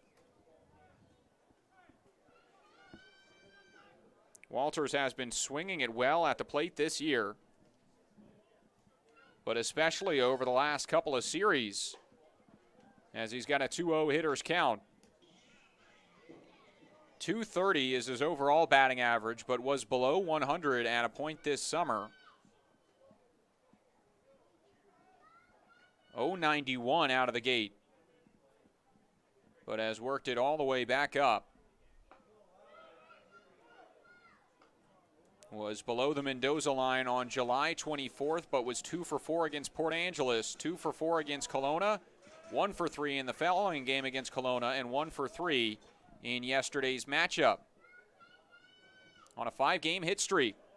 And this one, short hops the catcher, gets away, back to the backstop, and Villaflor is up to second.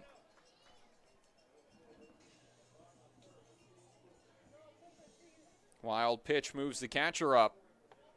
And it's a 3-1 count to Andrew Walters. He almost left the yard twice yesterday. First at bat, 97 off the bat and 363 feet. 2 feet shy of that 365 sign, and it was caught at the wall. His following at bat was 100 off the bat and 362. But doesn't get to swing it here, draws the walk, and now 2 aboard, 1 out. It brings up Spencer Marinko.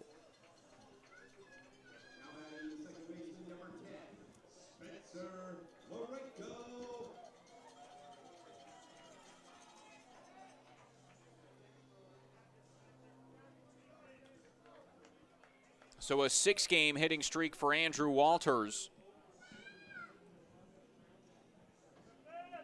as he's boosted up that average by a large margin over that span. Was at 159, now up to 230, and he draws the walk as Marinko fouls away the first effort. It's 0-1. Second baseman brought home a run on his RBI ground out in the second, struck out in the fourth. And similar to Walters, he had a very slow start to the first half of the season, but has really found his groove in the second half. 5 doubles, a triple, and 3 home runs this year. 15 RBIs for the right-handed bat, uncommitted out of Yakima Valley College.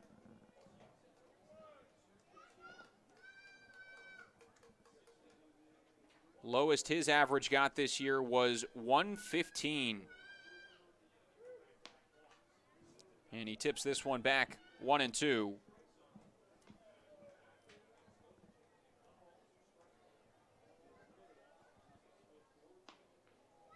Oh for his first 15 before picking up a hit on June 8th against Walla Walla to open up the season.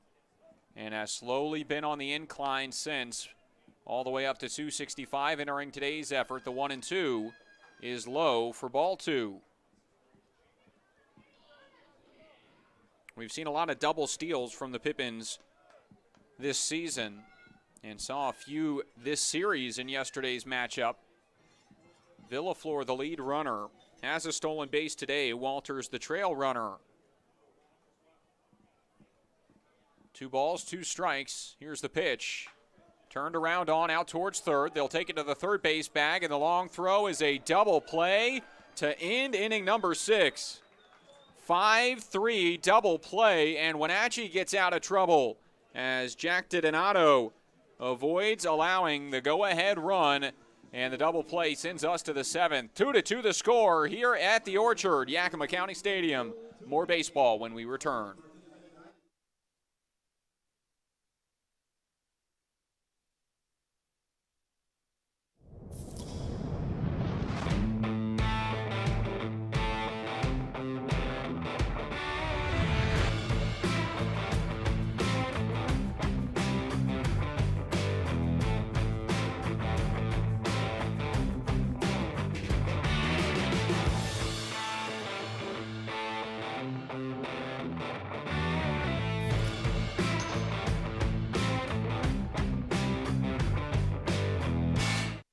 Office Solutions Northwest is excited to be the official office supplier of the Yakima Valley Pippins. Proudly serving the Yakima Valley since 1967, we offer a wide variety of solutions at work. From pens and copy paper, desks and chairs, to soap and paper towels, along with free next-day delivery on most orders. We strive to be your local source for all of your office needs. Create a free account today by visiting our website at www.whobest.com, and we look forward to working with you.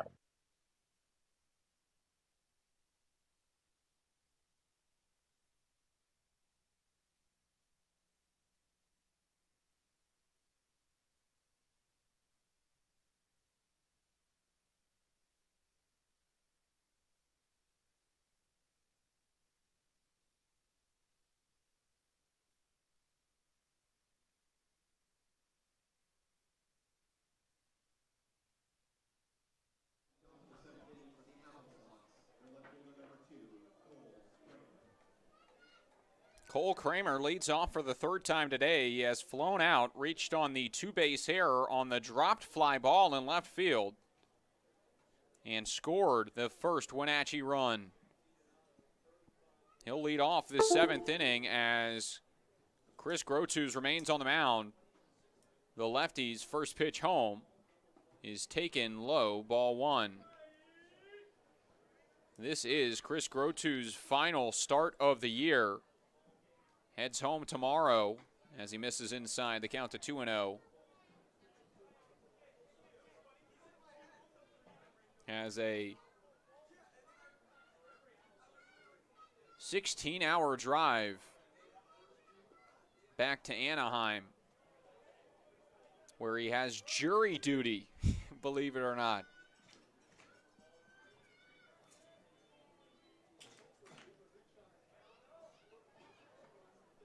(3-0). Ball 4 and a 4-pitch walk opens up the inning. And the leadoff man aboard, it brings up Justin Stransky and brings out Kyle Crustangel to talk with Grotus. We will see if a change will be made. 93 pitches for Grotus. He'll give a fist bump to Kyle Crustangel, holds on to the ball for now. Walters is in as action continues in the bullpen. I believe it is Isaac Yeager that is the next scheduled pitcher, but it looks like it is Carson Judd instead that is warming up for Yakima Valley.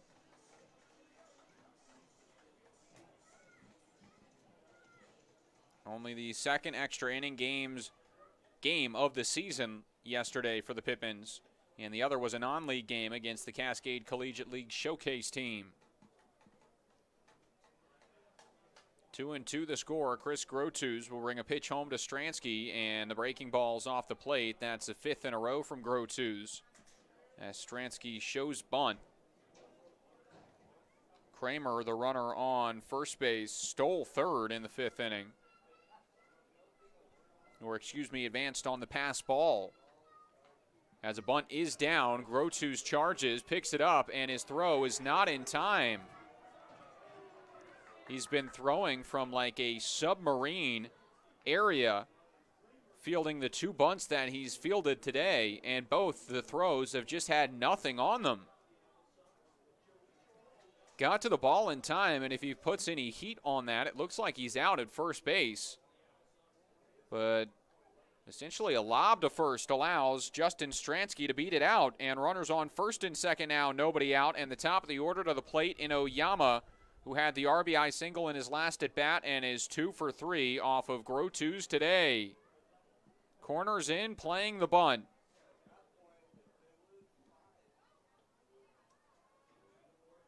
Long look. Inside and hits him. Grotus has loaded the bases with nobody out.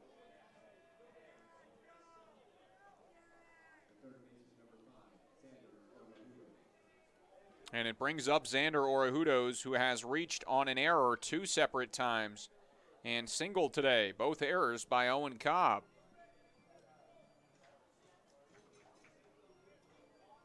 It is still Grotus here. Worked out of trouble earlier in the ball game, left the bases loaded in the 3rd inning. A looking strikeout of C.J. Horn, and then a ground out got him out of it without allowing a run, but here he'll have to do it with nobody out.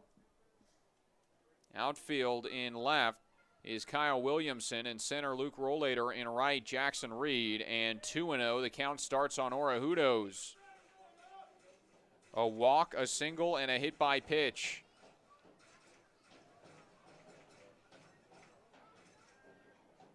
Grotus up to 98 pitches now.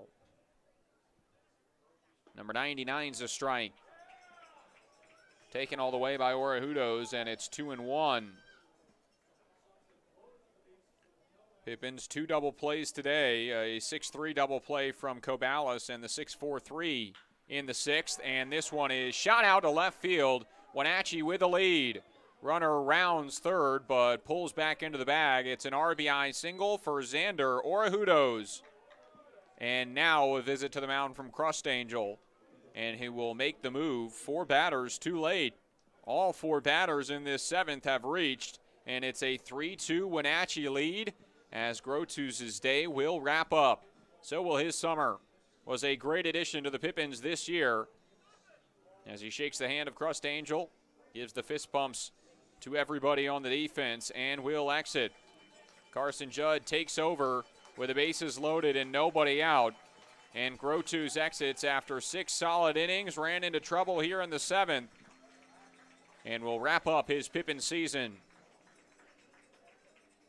New arm into the game, Carson Judd will warm up. When we return, Pippins baseball continues. Saving has never been easier at Bi-Mart. In-store or online, we're delivering more value than ever to our members. From direct mailed savings books, to digital savings guides, to everyone's favorite Lucky Number Tuesday. Plus, we're adding new ways to save with Bi-Mart's Buy It Online, Pick It Up in-store, new web-only items, and the ability to shop Cascade Farm and Outdoor and pick it up at your Bi-Mart store. More value, more products, more ways to save. Bi-Mart members save more time and money every day.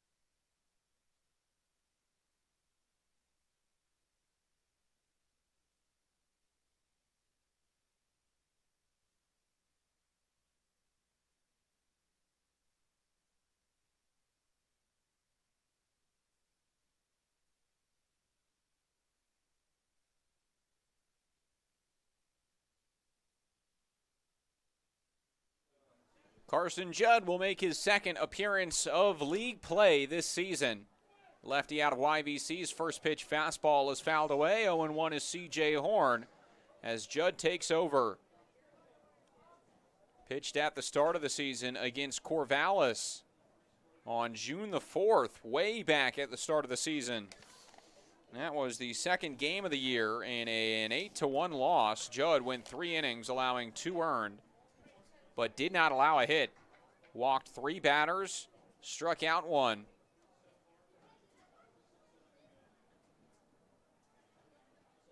One the count, and a breaking ball out towards third. Walters comes home with it. Short hopped and gets away. Walters hits the runner and everybody's safe. Walters is looking to the dugout, but that will be an error by the third baseman once again. This time it's Andrew Walters, and that is the 5th Pippins error. Boy, oh boy, what a disaster today defensively.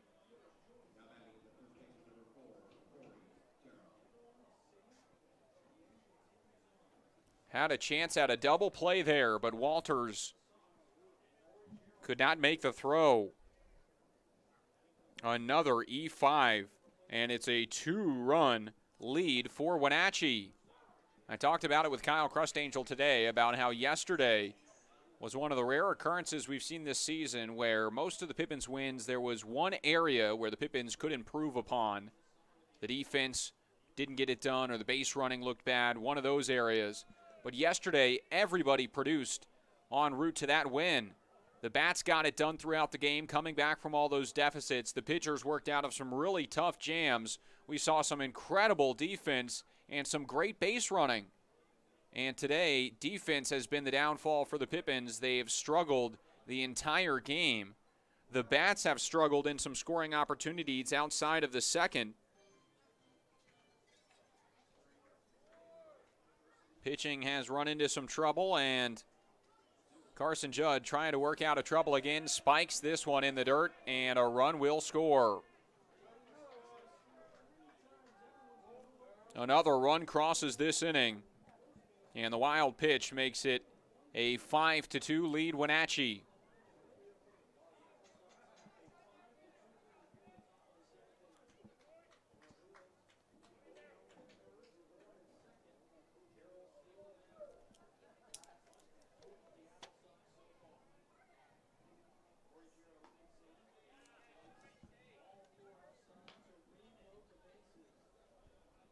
Ball 4, bases loaded.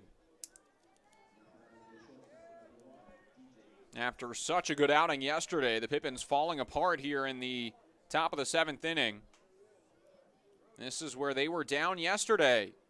Down by 5 runs entering the bottom of the 7th inning.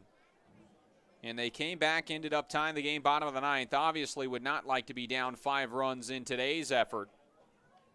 They are down 3 as it stands, but Carson Judd and Chris Grotus have still yet to find an out in this 7th. 6 batters into the inning. 1-0. Bloop out towards center. Rollator underneath. Makes the catch. Runner does not tag. Big out number 1.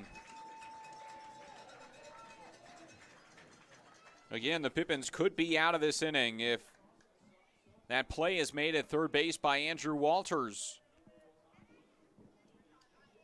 Ball was hit perfectly to him, playing in on the infield grass, and had the throw, but into the runner, and it skipped away.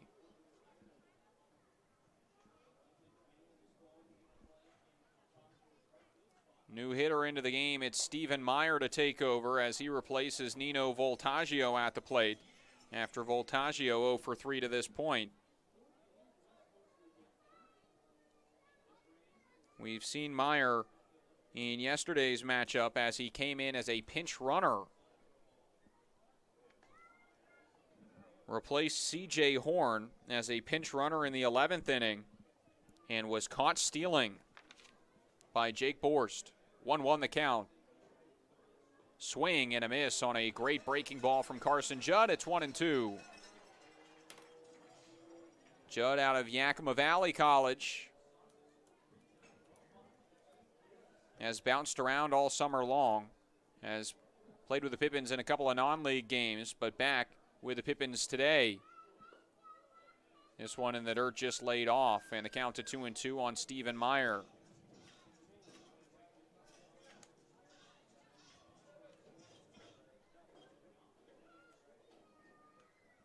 Pitched in 10 games at YVC this year is 2-2. Low and away for ball 3. 10 games, 6 starts, a 4-1 record. 36.2 innings of work and a 2.95 ERA with YVC. 35 strikeouts in his 36.2 innings. Big pitch to come here. It's a payoff to Stephen Meyer. 3-2. Low and away, and he walked him. Walks in a run. It's 6-2. Wenatchee adds to the lead.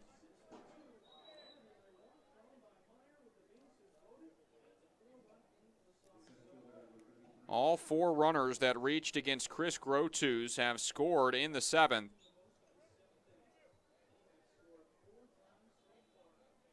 C.J. Horn up to third base, Sherrod up to second, and Stephen Meyer on first now as the 9th hitter of the inning to the plate starts with strike 1.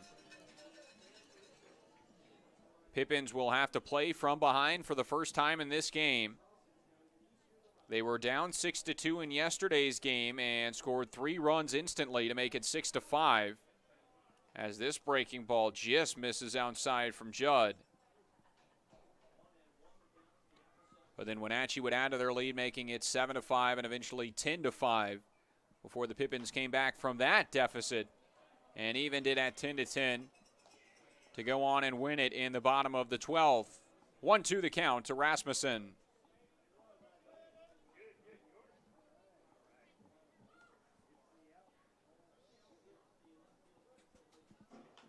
Fouled away, the count stays alive.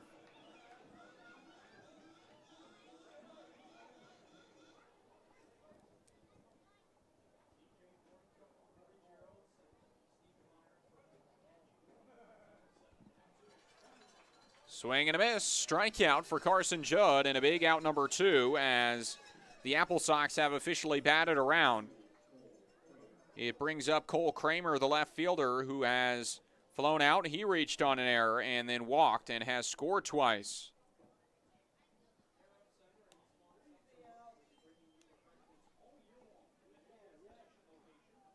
First pitch breaking ball is a strike. 4 errors today by the Pippins defense.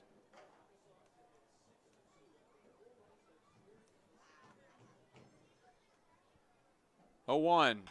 Ground ball out towards second. Marenko fields it cleanly, and his throw is in time to complete this top half of the seventh. Another disaster for the Pippins. A big error changes the course of this game. Chris Grotu's exits without recording it out in the seventh. He allows the 4 runs to cross, and it's a 6-2 Apple Sox lead. Pippins playing from behind once again. They've done it each of the last 3 days. Trying to do it again. Back to the plate. Bottom of the seventh up next. Be an energy efficiency hero. Install high-efficiency natural gas equipment, and you can be just like Cascade's most energy-efficient player of the game. Match his ERA of $710. Put some runs on the board by upgrading your furnace, improving your home's insulation, and switching to a condensing tankless water heater. Cascade's bench is deep with both residential and commercial incentives. Check them out at our website or give us a call and be an energy efficiency player of the game.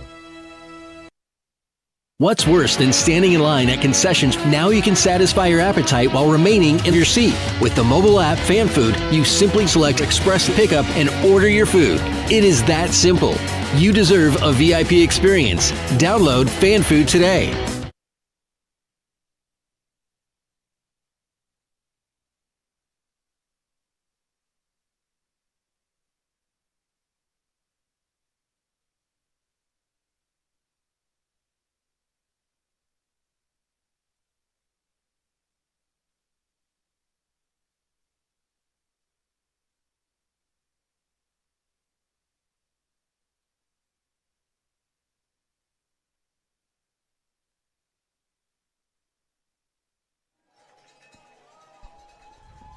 Pippins need a spark in the bottom of the seventh. Wenatchee jumps out to a 6-2 lead. 4 runs in the top half, breaks the tie at 2. And it's a 6-2 score as Kyle Williamson leads off with strike 1. Jack DeDonato returns to the mound. He pitched a scoreless 5th inning and worked around 2 walks with a double play in the 6th. They count to 1-1. Nanaimo leads Springfield 3-2, bottom of the 7th. Portland still up 3-1, bottom of the 7th. Port Angeles leads 3-1, top of the 8th. Ridgefield up 7-2 over Walla Walla, bottom of the 7th. Victoria up 8-5 on Bellingham. Kamloops, Kelowna are tied. And the Bend Elks and Corvallis Knights, bottom of the 7th inning. The Elks in front 4-3. Corvallis has won 15 in a row. And if Bend can win that game, that would be a huge win for them and a tough win for the Pippins. Williamson puts a charge into this one out towards center field. That one back towards the wall. It's gone!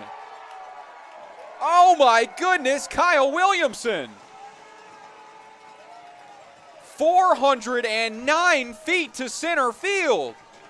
Leaves the yard, and the Pippins back on the board in the bottom of the 7th.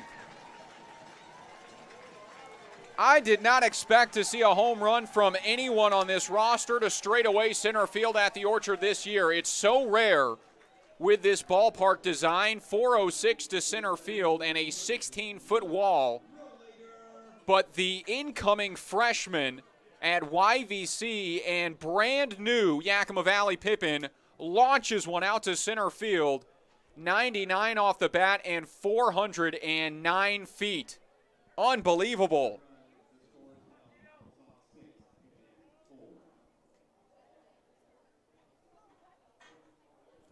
What a blast from Kyle Williamson.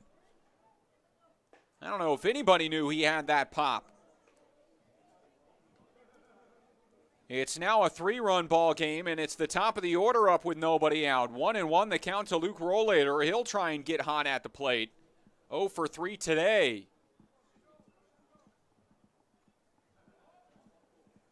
Ground ball right side, skips up to the first baseman, and a sprint to the bag. He's safe. No, they call him out. Close play at first. Rollator beat him to the bag by a mile.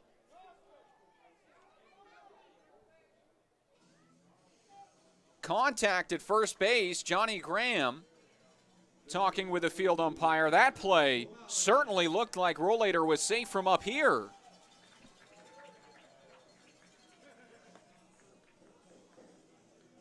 I think they missed that pretty outright. It was a close play. Rollator with his speed. Heavy contact with the first baseman. A new addition or new first baseman who replaced Sherrod earlier in the game. But no argument from either coach. Rollator looked safe. It's an out. But again, that's that speed from Luke Rollator. That's a routine chopper to first base that he nearly had a chance of reaching.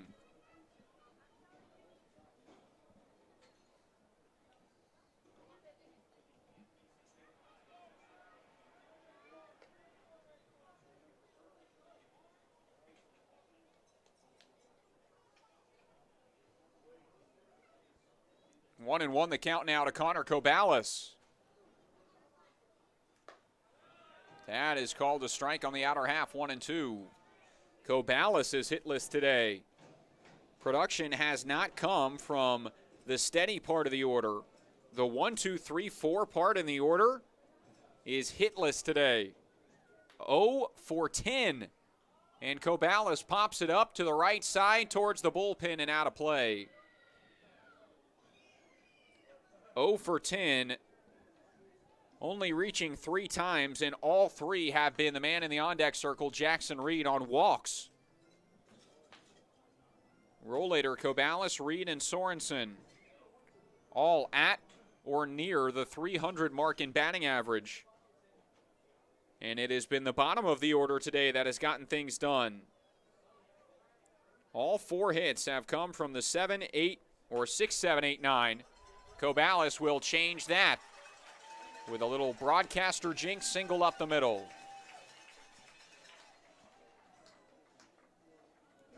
And a 1-out runner aboard for Jackson Reed. He is hitless today as well.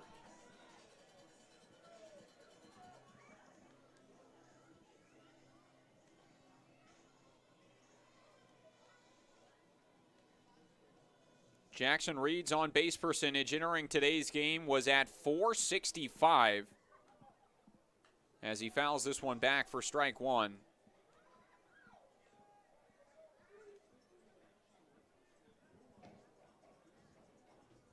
That would be good enough for 6th in the league.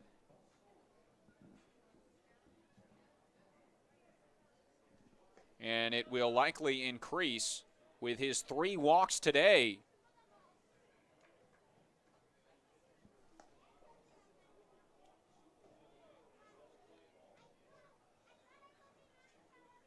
One ball, one strike. Here's the next home from the lefty, DeDonato.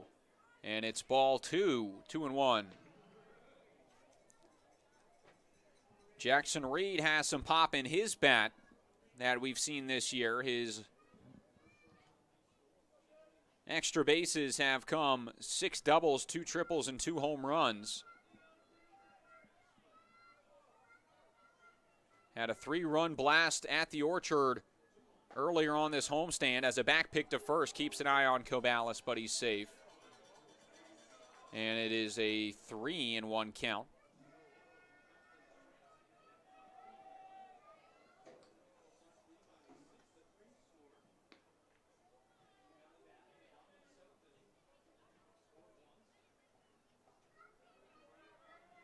Cobalis a short lead, but starts to expand as he leads off the bag against the lefty.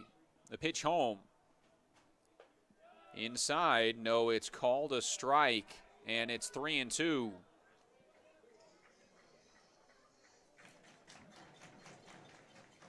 About a ball inside the plate from Trackman. But close enough to call a strike. 3-2 the count. Here's the next on the payoff to Jackson Reed. This one shot out to left field on the line, and it is caught in left by Cole Kramer. Second out on the line out. Good piece of 2-strike hitting, but you can tell Jackson Reed frustrated as he earned the walk. Pitch was inside. And the Pippins have gotten a couple of rough calls this inning. Bang, bang play at first. Luke Rollator called out, and then on a 3-1 pitch, A ball inside is called strike 2, and a line out is the second out of the inning. Taking the air out of the sails of the Pippins, as now this one is turned around out towards right field, but is pulled down in right by Stephen Meyer, the new right fielder. It is out number 3. The Pippins get back on the board on the solo home run from Kyle Williamson, and it's a 6-3 score as we head to the 8th. Pippins trail by 3. And out to the mound goes Carson Judd when we come back. The time is now to get started on your new career at Perry Tech. From AAS degrees in business technology and accounting and IT and communication systems to a fast 5-week professional truck driving program, acquire hands-on skills to help you reach your full potential. From financial aid to career services, the staff at Perry Tech are there to help you from start to finish. Take action today by calling Perry Tech 509-453-0374 or visit perrytech.edu. It's sky blue, barn red. Caught up in a country, the only way I wanna be. Somewhere where the road ends, out there where the creek bends, that's where you can find me. Within fields of gold and cotton rows that never end in the sky. That take it slow, easy road, man, that's life. Caught up in a country.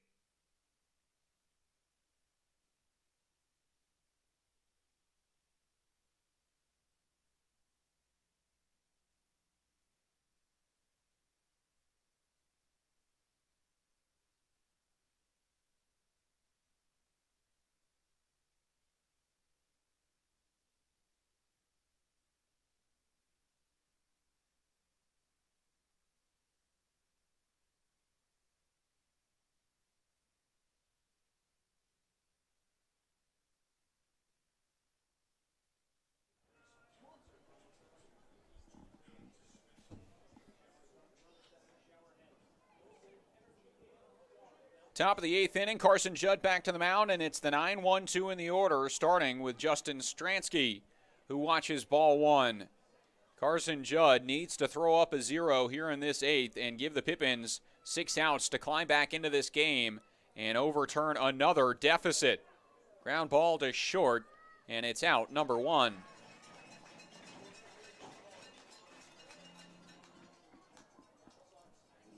First time that Stransky has been retired today. He had walked twice and singled and scored a pair of the 6 runs. Top of the order now to the plate, Joichiro Oyama, who has tied the official West Coast League run record. Had a run scored in the 7th inning after he was hit by the pitch. It was his 58th, which ties Jake Holcraft, who had 51 in the regular season of 2019 and 7 more in the postseason.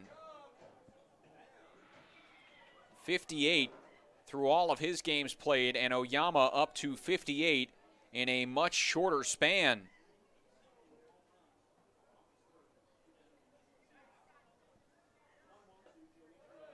Good pitch there, but just cuts off the plate. 2-1 the count to Oyama, who is 2 for 3 in today's effort with his RBI single in the 5th. Run scored in the 7th. 3-1. He is also 1 triple away from holding the Apple Sox single season record. Already leads the Apple Sox single season record in runs and stolen bases in what has been an unbelievable season for Joichiro Oyama. 3-2 the count. This one shot into center, and that will drop for a base hit.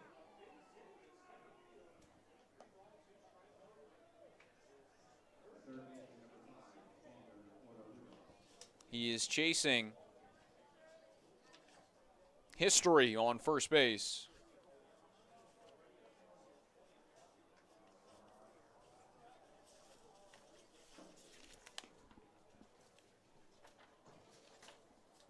A run would break the West Coast League run record for a season in a long history with a lot of talented players including Keston Hura, the Milwaukee Brewers middle infielder who was with the Apple Sox in 2015. He holds the single-season record in triples for the Apple Sox with 6 back in 2015.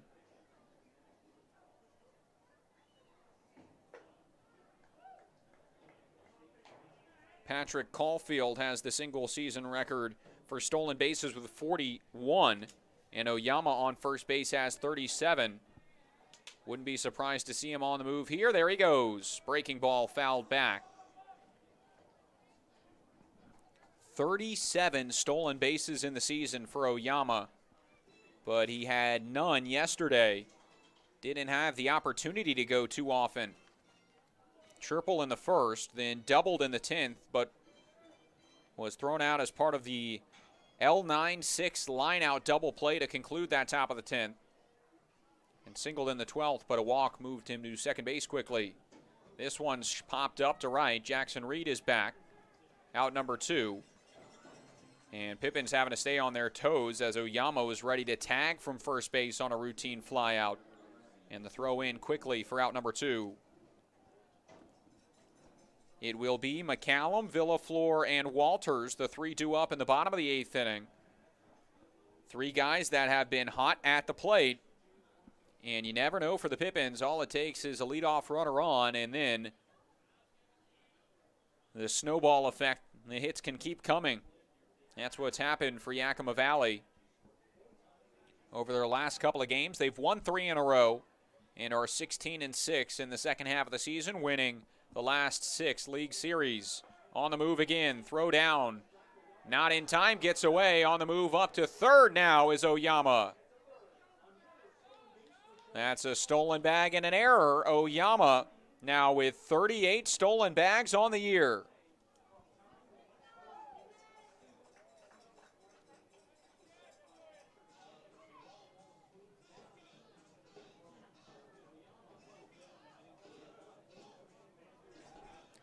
On top of that, it's another error. This time it's the catcher, Gabe Villaflor, on the throwing error as a swing and a miss is strike 2 to C.J. Horn. And so that is now 5 errors on the game for the Pippins.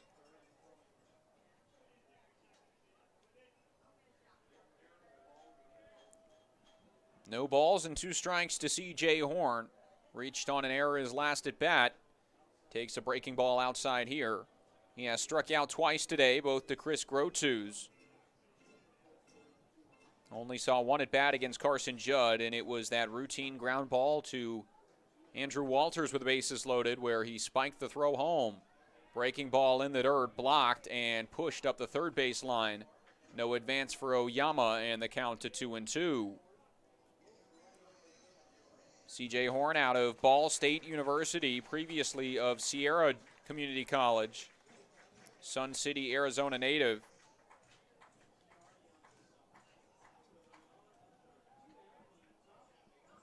Played in 31 games in the MAC this year, and he lines this one into left. It drops in, and a run will score on the RBI single.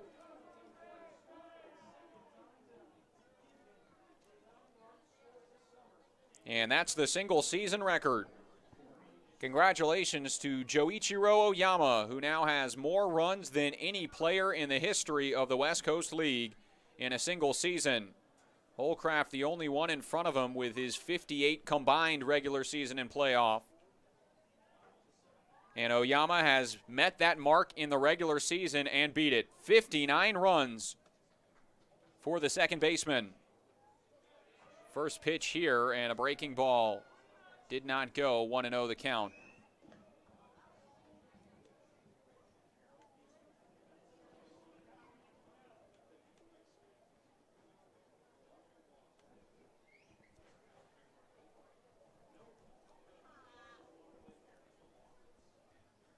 Swing and another check swing. They say he did not go again.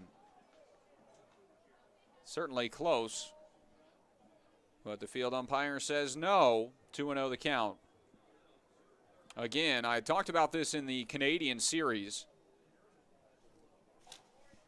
How The teams up north have 3 or 4 umpire crews, and it helps out the umpires so much on calls like that, where a check swing call there, the field umpire doesn't have a good view.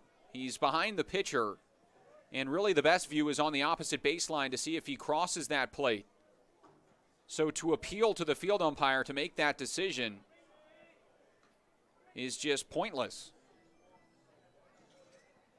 And it hurts so much when you only have 2 umpire crews in the U.S. in this league, and then when you go to Canada, they've got the full crew, and the umpiring just seems better up north because of that fact. This one up the middle, and Marinko boots it. Everybody safe on another error.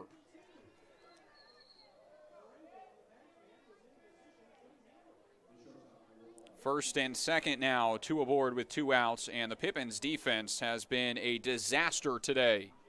That is the 6th error. But with that being said, they are still very much in the thick of things in this game, only down by 4 runs. It's a 7-3 score. And they've got some good hitters coming up in the bottom of the 8th. But they need to find this final out. 2-out RBI single made it 7-3, and now an error keeps the inning alive, and this one in the dirt misses 2-0 the count to DJ Massey.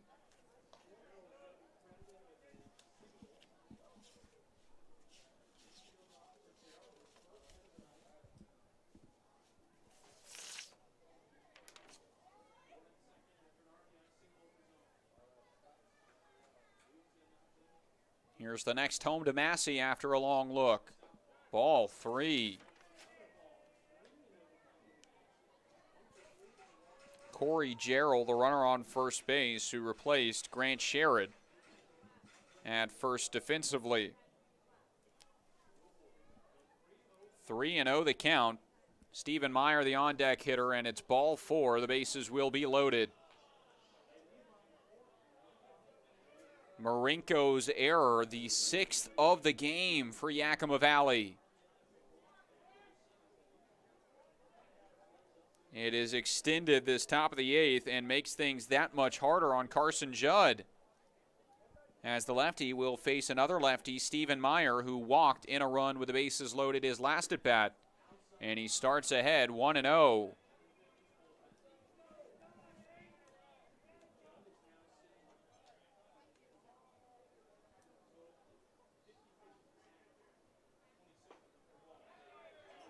There's a strike to count to 1-1.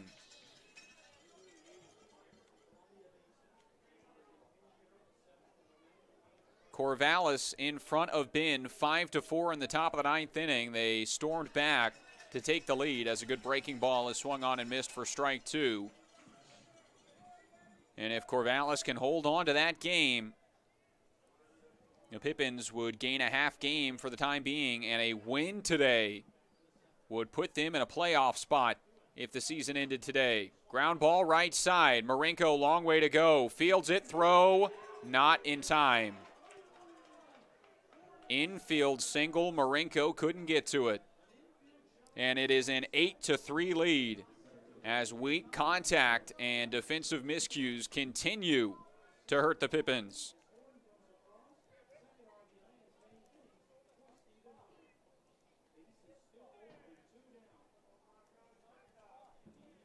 Now 4 straight have reached with 2 outs, including the error.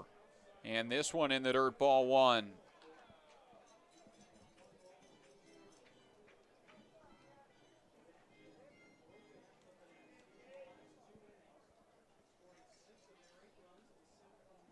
Eight to 3 the score in this top half of the 8th inning. There's a strike from Carson Judd. And you have to feel for the 2 pitchers today for the Pippins, Chris Grotus and Carson Judd, who have gotten no help from their defense.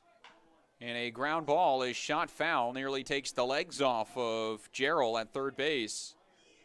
Yakima Valley is in 3rd in total errors in the league this year, tied with Walla Walla, tied for Walla Walla for 2nd, and 12 behind Bend, but they have half a dozen errors today.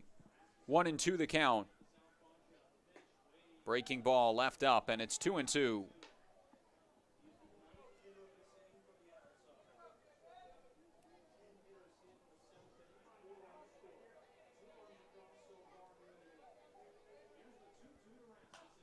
fouled away, and it stays 2-2.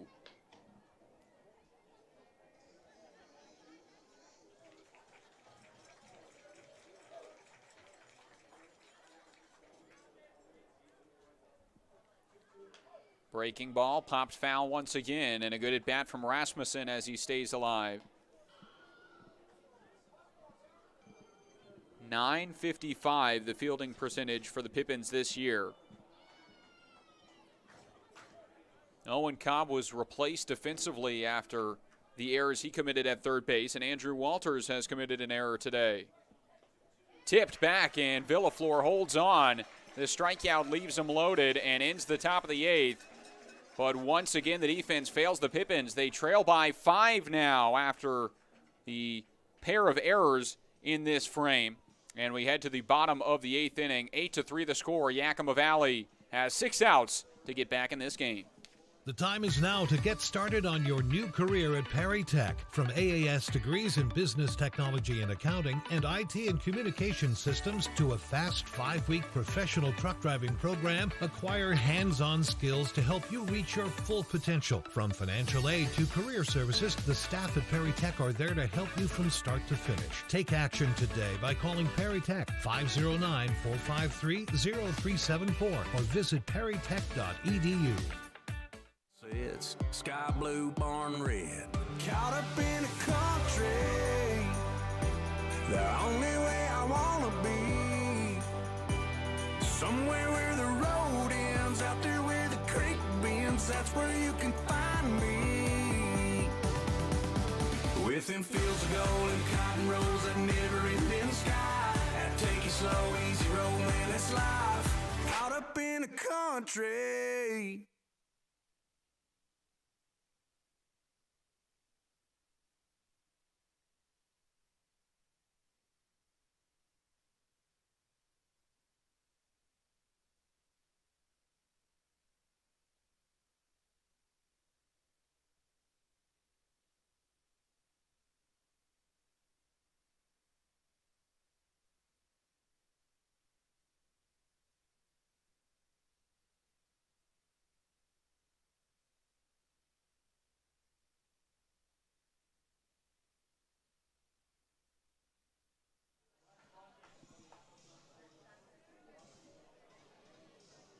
Liam McCallum leads off. The left-handed hitting DH is 0 for 3 today. A ground out, strikeout, and pop-up.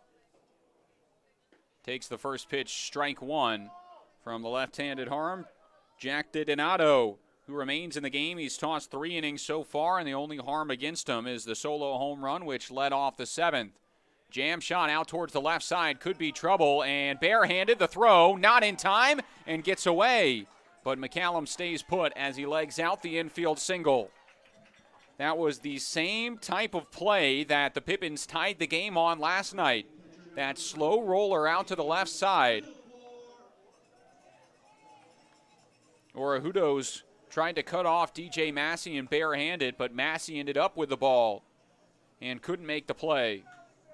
So the leadoff man aboard, it brings up Gabe Villaflor. The Pippins need 5 to tie here in the final 2 innings. Villaflor has reached 3 times in today's effort and starts with ball 1.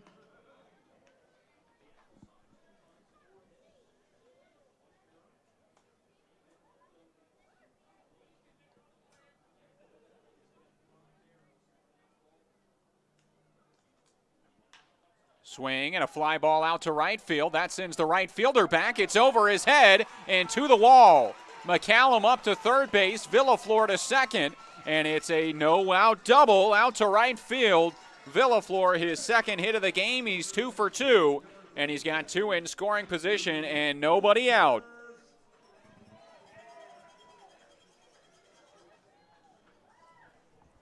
Big swing of the bat there. And in Corvallis, Sean Weiss has just shut down the Bend Elks, leaving the tying and go-ahead runs on base in the 9th. So Corvallis takes down Bend on the comeback win. And with a Pippins win today, they would be in a playoff spot. Andrew Walters takes ball 1.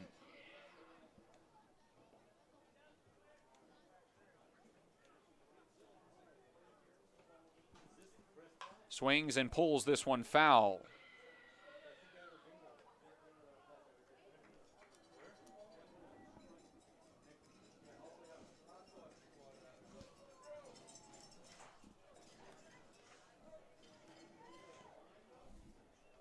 One and one to Andrew Walters. Called a strike. Painted on the outside corner. And Walters now behind 1-2.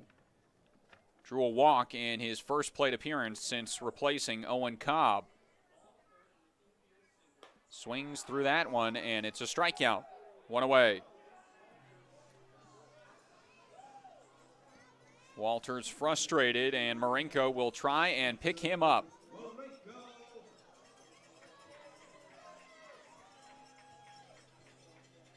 Marinko and Kyle Williamson due up here.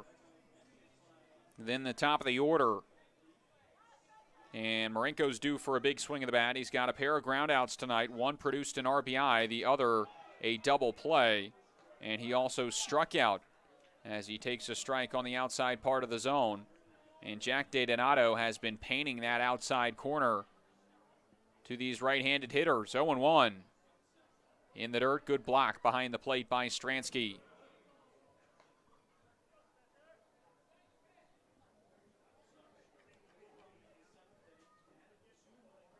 Marinko, an 0 for 3 line today. Was 1 for 6 yesterday with a run. And he swings through that one really late. And the count to 1-2. Scored a run, but was 0 for 4 in the matchup against Kelowna on July 31st and was 2 for 4 the night prior with a home run. 1-2 the count. Fouls it into the seats. Look out. And the count stays 1-2 as, again, Marinko well behind the pitch. Right-handed hitter trying to time it up. Here's a 1-2. Upstairs. 2 balls and 2 strikes.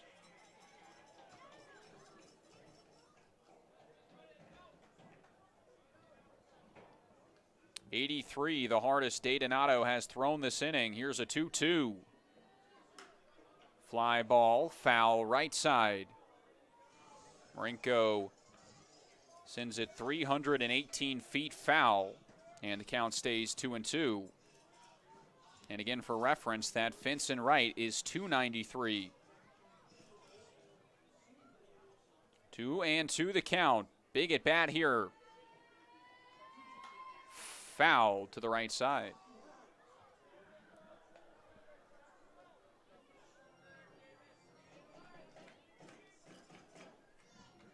Pippins need to score these runs and really extend this bottom of the 8th to get back into this ball game. Huge 2-2 coming from the tall lefty. Called strike 3. And Marinko's caught looking. Back-to-back strikeouts with runners on second and third. And DiDonato is 1 out away from getting out of it.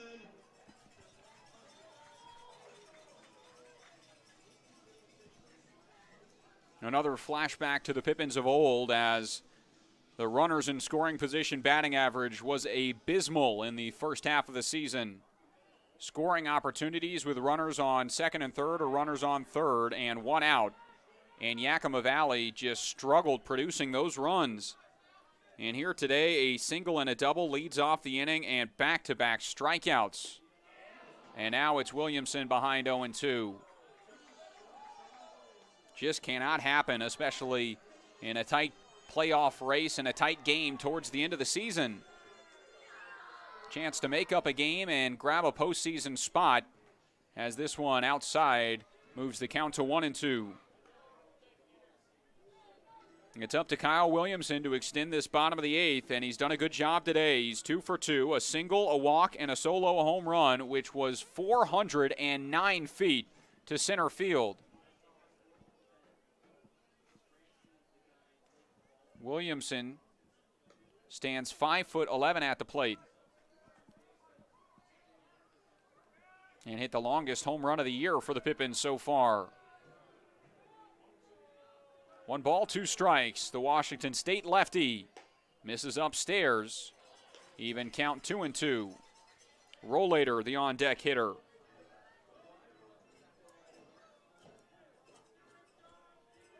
Life in the Apple Sox dugout. Off the plate for ball 3. They really wanted that strikeout. Whole dugout was on the edge of their seat, waiting to erupt. And now the count full on Kyle Williamson. 3-2 the count, 2 away. Here it comes. Ball 4. Bases are loaded. It's Luke Rollator to the plate. 4th time today, Kyle Williamson has reached. And Rollator is 0 for 4 in today's effort, but trying to make up for it with a big swing here. Rollator has not been a power guy, but he's been a set-the-table guy. .317 is batting average entering the game. He only has 8 RBIs in 30 games played this season. 3 doubles are his extra base hits. And the first misses for ball 1 as it skips off the glove of Stransky.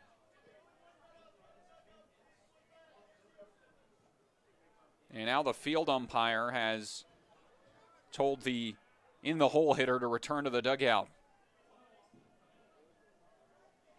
1-0. There's a strike, 1-1.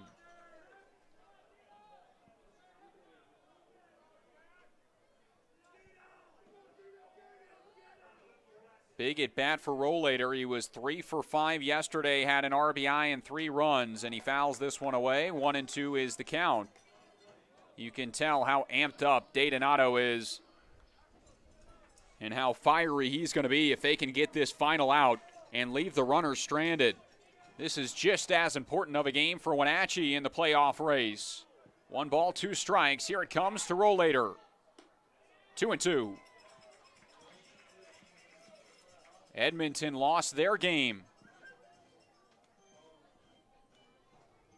to Port Angeles. 5-3 the final. And so Wenatchee in the lead in the North Division. 2-2. Ground ball right side. Throw will go to first, and it beats Rollator. And out of the jam is Jack Donato. Fired up is the Apple Sox dugout, and the Pippins cannot score a run after a single and a double lead off the inning.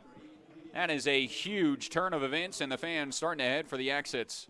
Disappointing effort in the bottom of the 8th, and we head to the final frame as the Pippins take the field. They trail 8-3 in Game 2 of this series.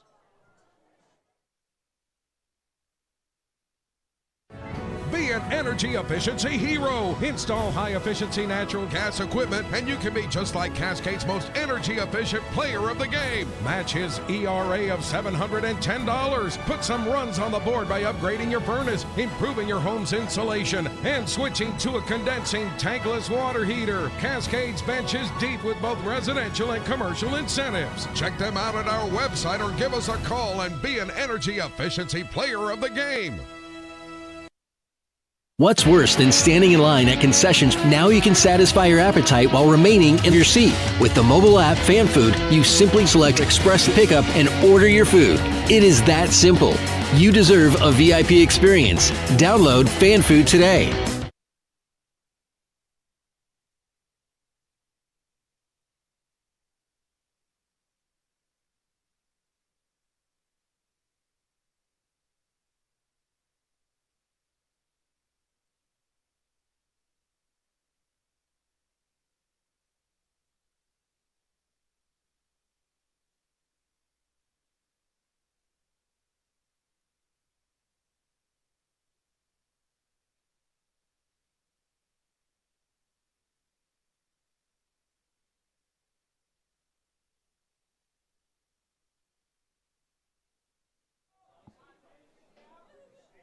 You never know, folks. We've had some wild 9th innings this year. The Pippins trail 8-3.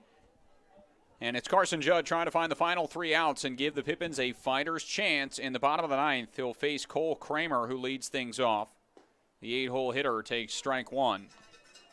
Kramer has led off in this game 3 of his 4 at-bats. And he pops this one up right side. Sorensen on the move in foul ground, and that one drops foul. Right into the no man's land that is just beyond the range of first baseman Jackson Sorensen, right fielder Jackson Reed, and the second baseman Spencer Marinko.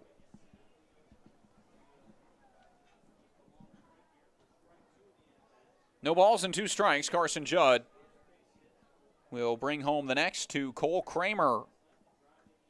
He is 0 for 3 today, but has scored 2 runs on a walk and reaching on the error on the drop fly ball from Luke Rollator. Swings and misses, and strikeout for Carson Judd. Out number 1 of the 9th. Third strikeout for Judd in his outing.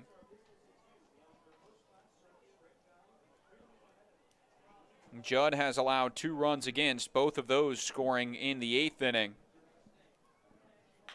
And this one up the middle on the move, Coballis. He fields and throws, and there is out number 2.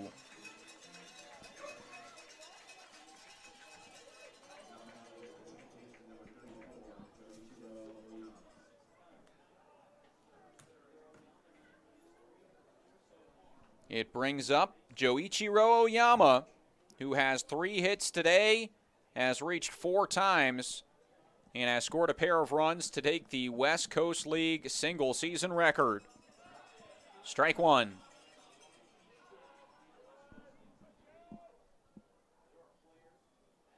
Oyama out of Okinawa, Japan.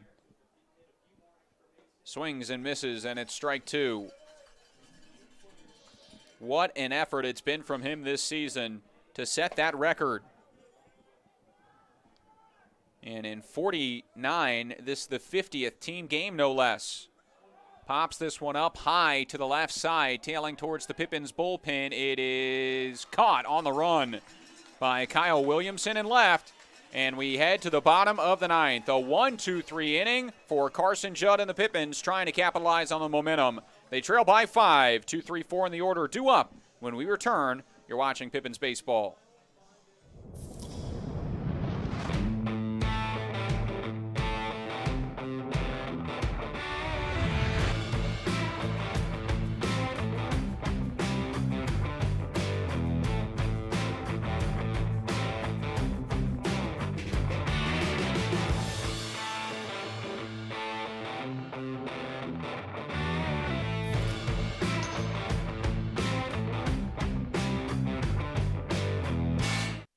Office Solutions Northwest is excited to be the official office supplier of the Yakima Valley Pippins. Proudly serving the Yakima Valley since 1967, we offer a wide variety of solutions at work. From pens and copy paper, desks and chairs, to soap and paper towels, along with free next-day delivery on most orders. We strive to be your local source for all of your office needs. Create a free account today by visiting our website at www.whobest.com, and we look forward to working with you.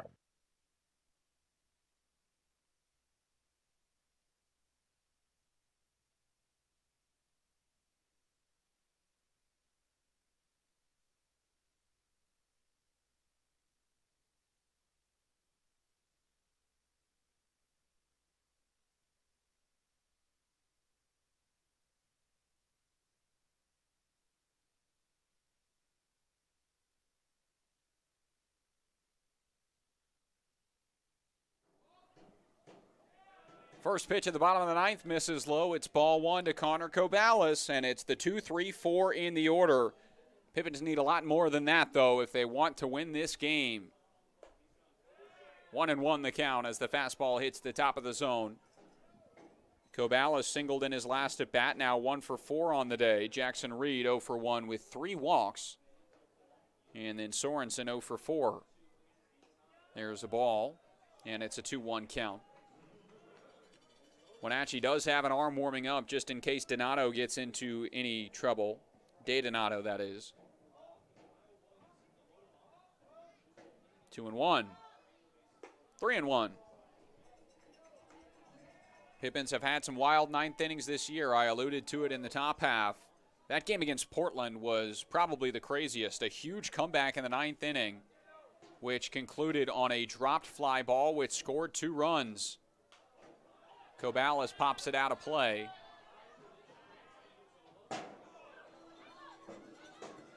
and the count is 3-2.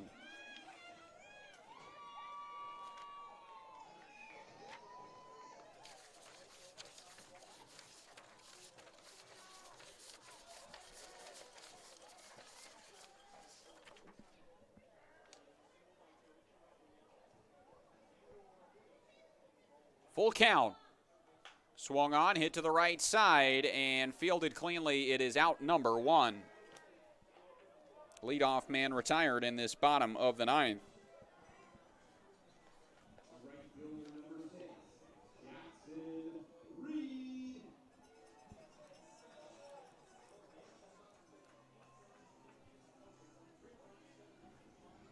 The walk-off against Portland saw the Pippins score 4 runs in the bottom of the 9th, which saw 3 straight hits to open up the inning from Owen McWilliam, Luke Rollator, and Jackson Reed.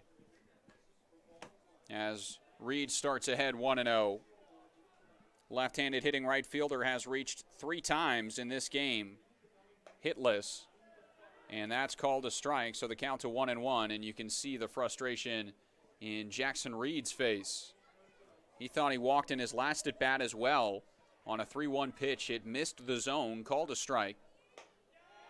Same spot there, and again it's called a strike. That one perfect at the top of the zone from DeDonato, and he's ahead 1-2. That one a little too high. Reed doesn't leave the box, stays in, digs his feet in, and DeDonato returns to the mound. The Washington State University left-hander brings a 2-2. Swing and a miss, strikeout.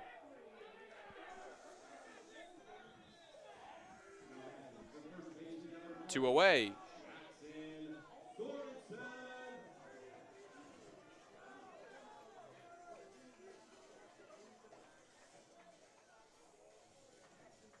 You can hear the Wenatchee dugout from up here.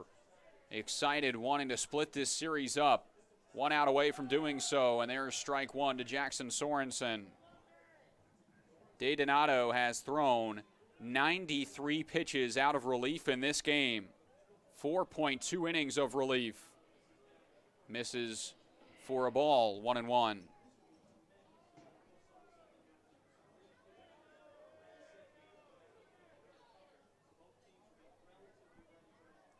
One and one the count. Called the ball, 2-1 to Jackson Sorensen. Hitless today, 2 groundouts, 2 flyouts for the left-handed hitter. Wind blowing out to right as it did yesterday, not as viciously as yesterday's wind. And this one a hot shot to second and snagged on the line. It's caught for out number 3. A bullet will end this ball game, and Wenatchee has evened up the series and ended the Pippins' 3-game win streak. Great battle between these two teams, but the difference, the errors. 6 defensive errors today for the Pippins, and they drop this one by a score of 8-3. Series finale and tiebreaker is tomorrow. Both teams needing a big win in the playoff race. Pippins now sit even at 500. So does Wenatchee. Both teams are 25-25 through the first 50 games. The Pippins dropped to 16-7 in the second half, and Wenatchee up to 13-10 in the second half of the season. Bright spots for the Pippins. Kyle Williamson, what a job for him. Finished 2 for 2, reaching all 4 plate appearances with a bomb of a solo home run in the 7th inning. And then the other newbie, Gabe Villaflor, walk-off hero last night.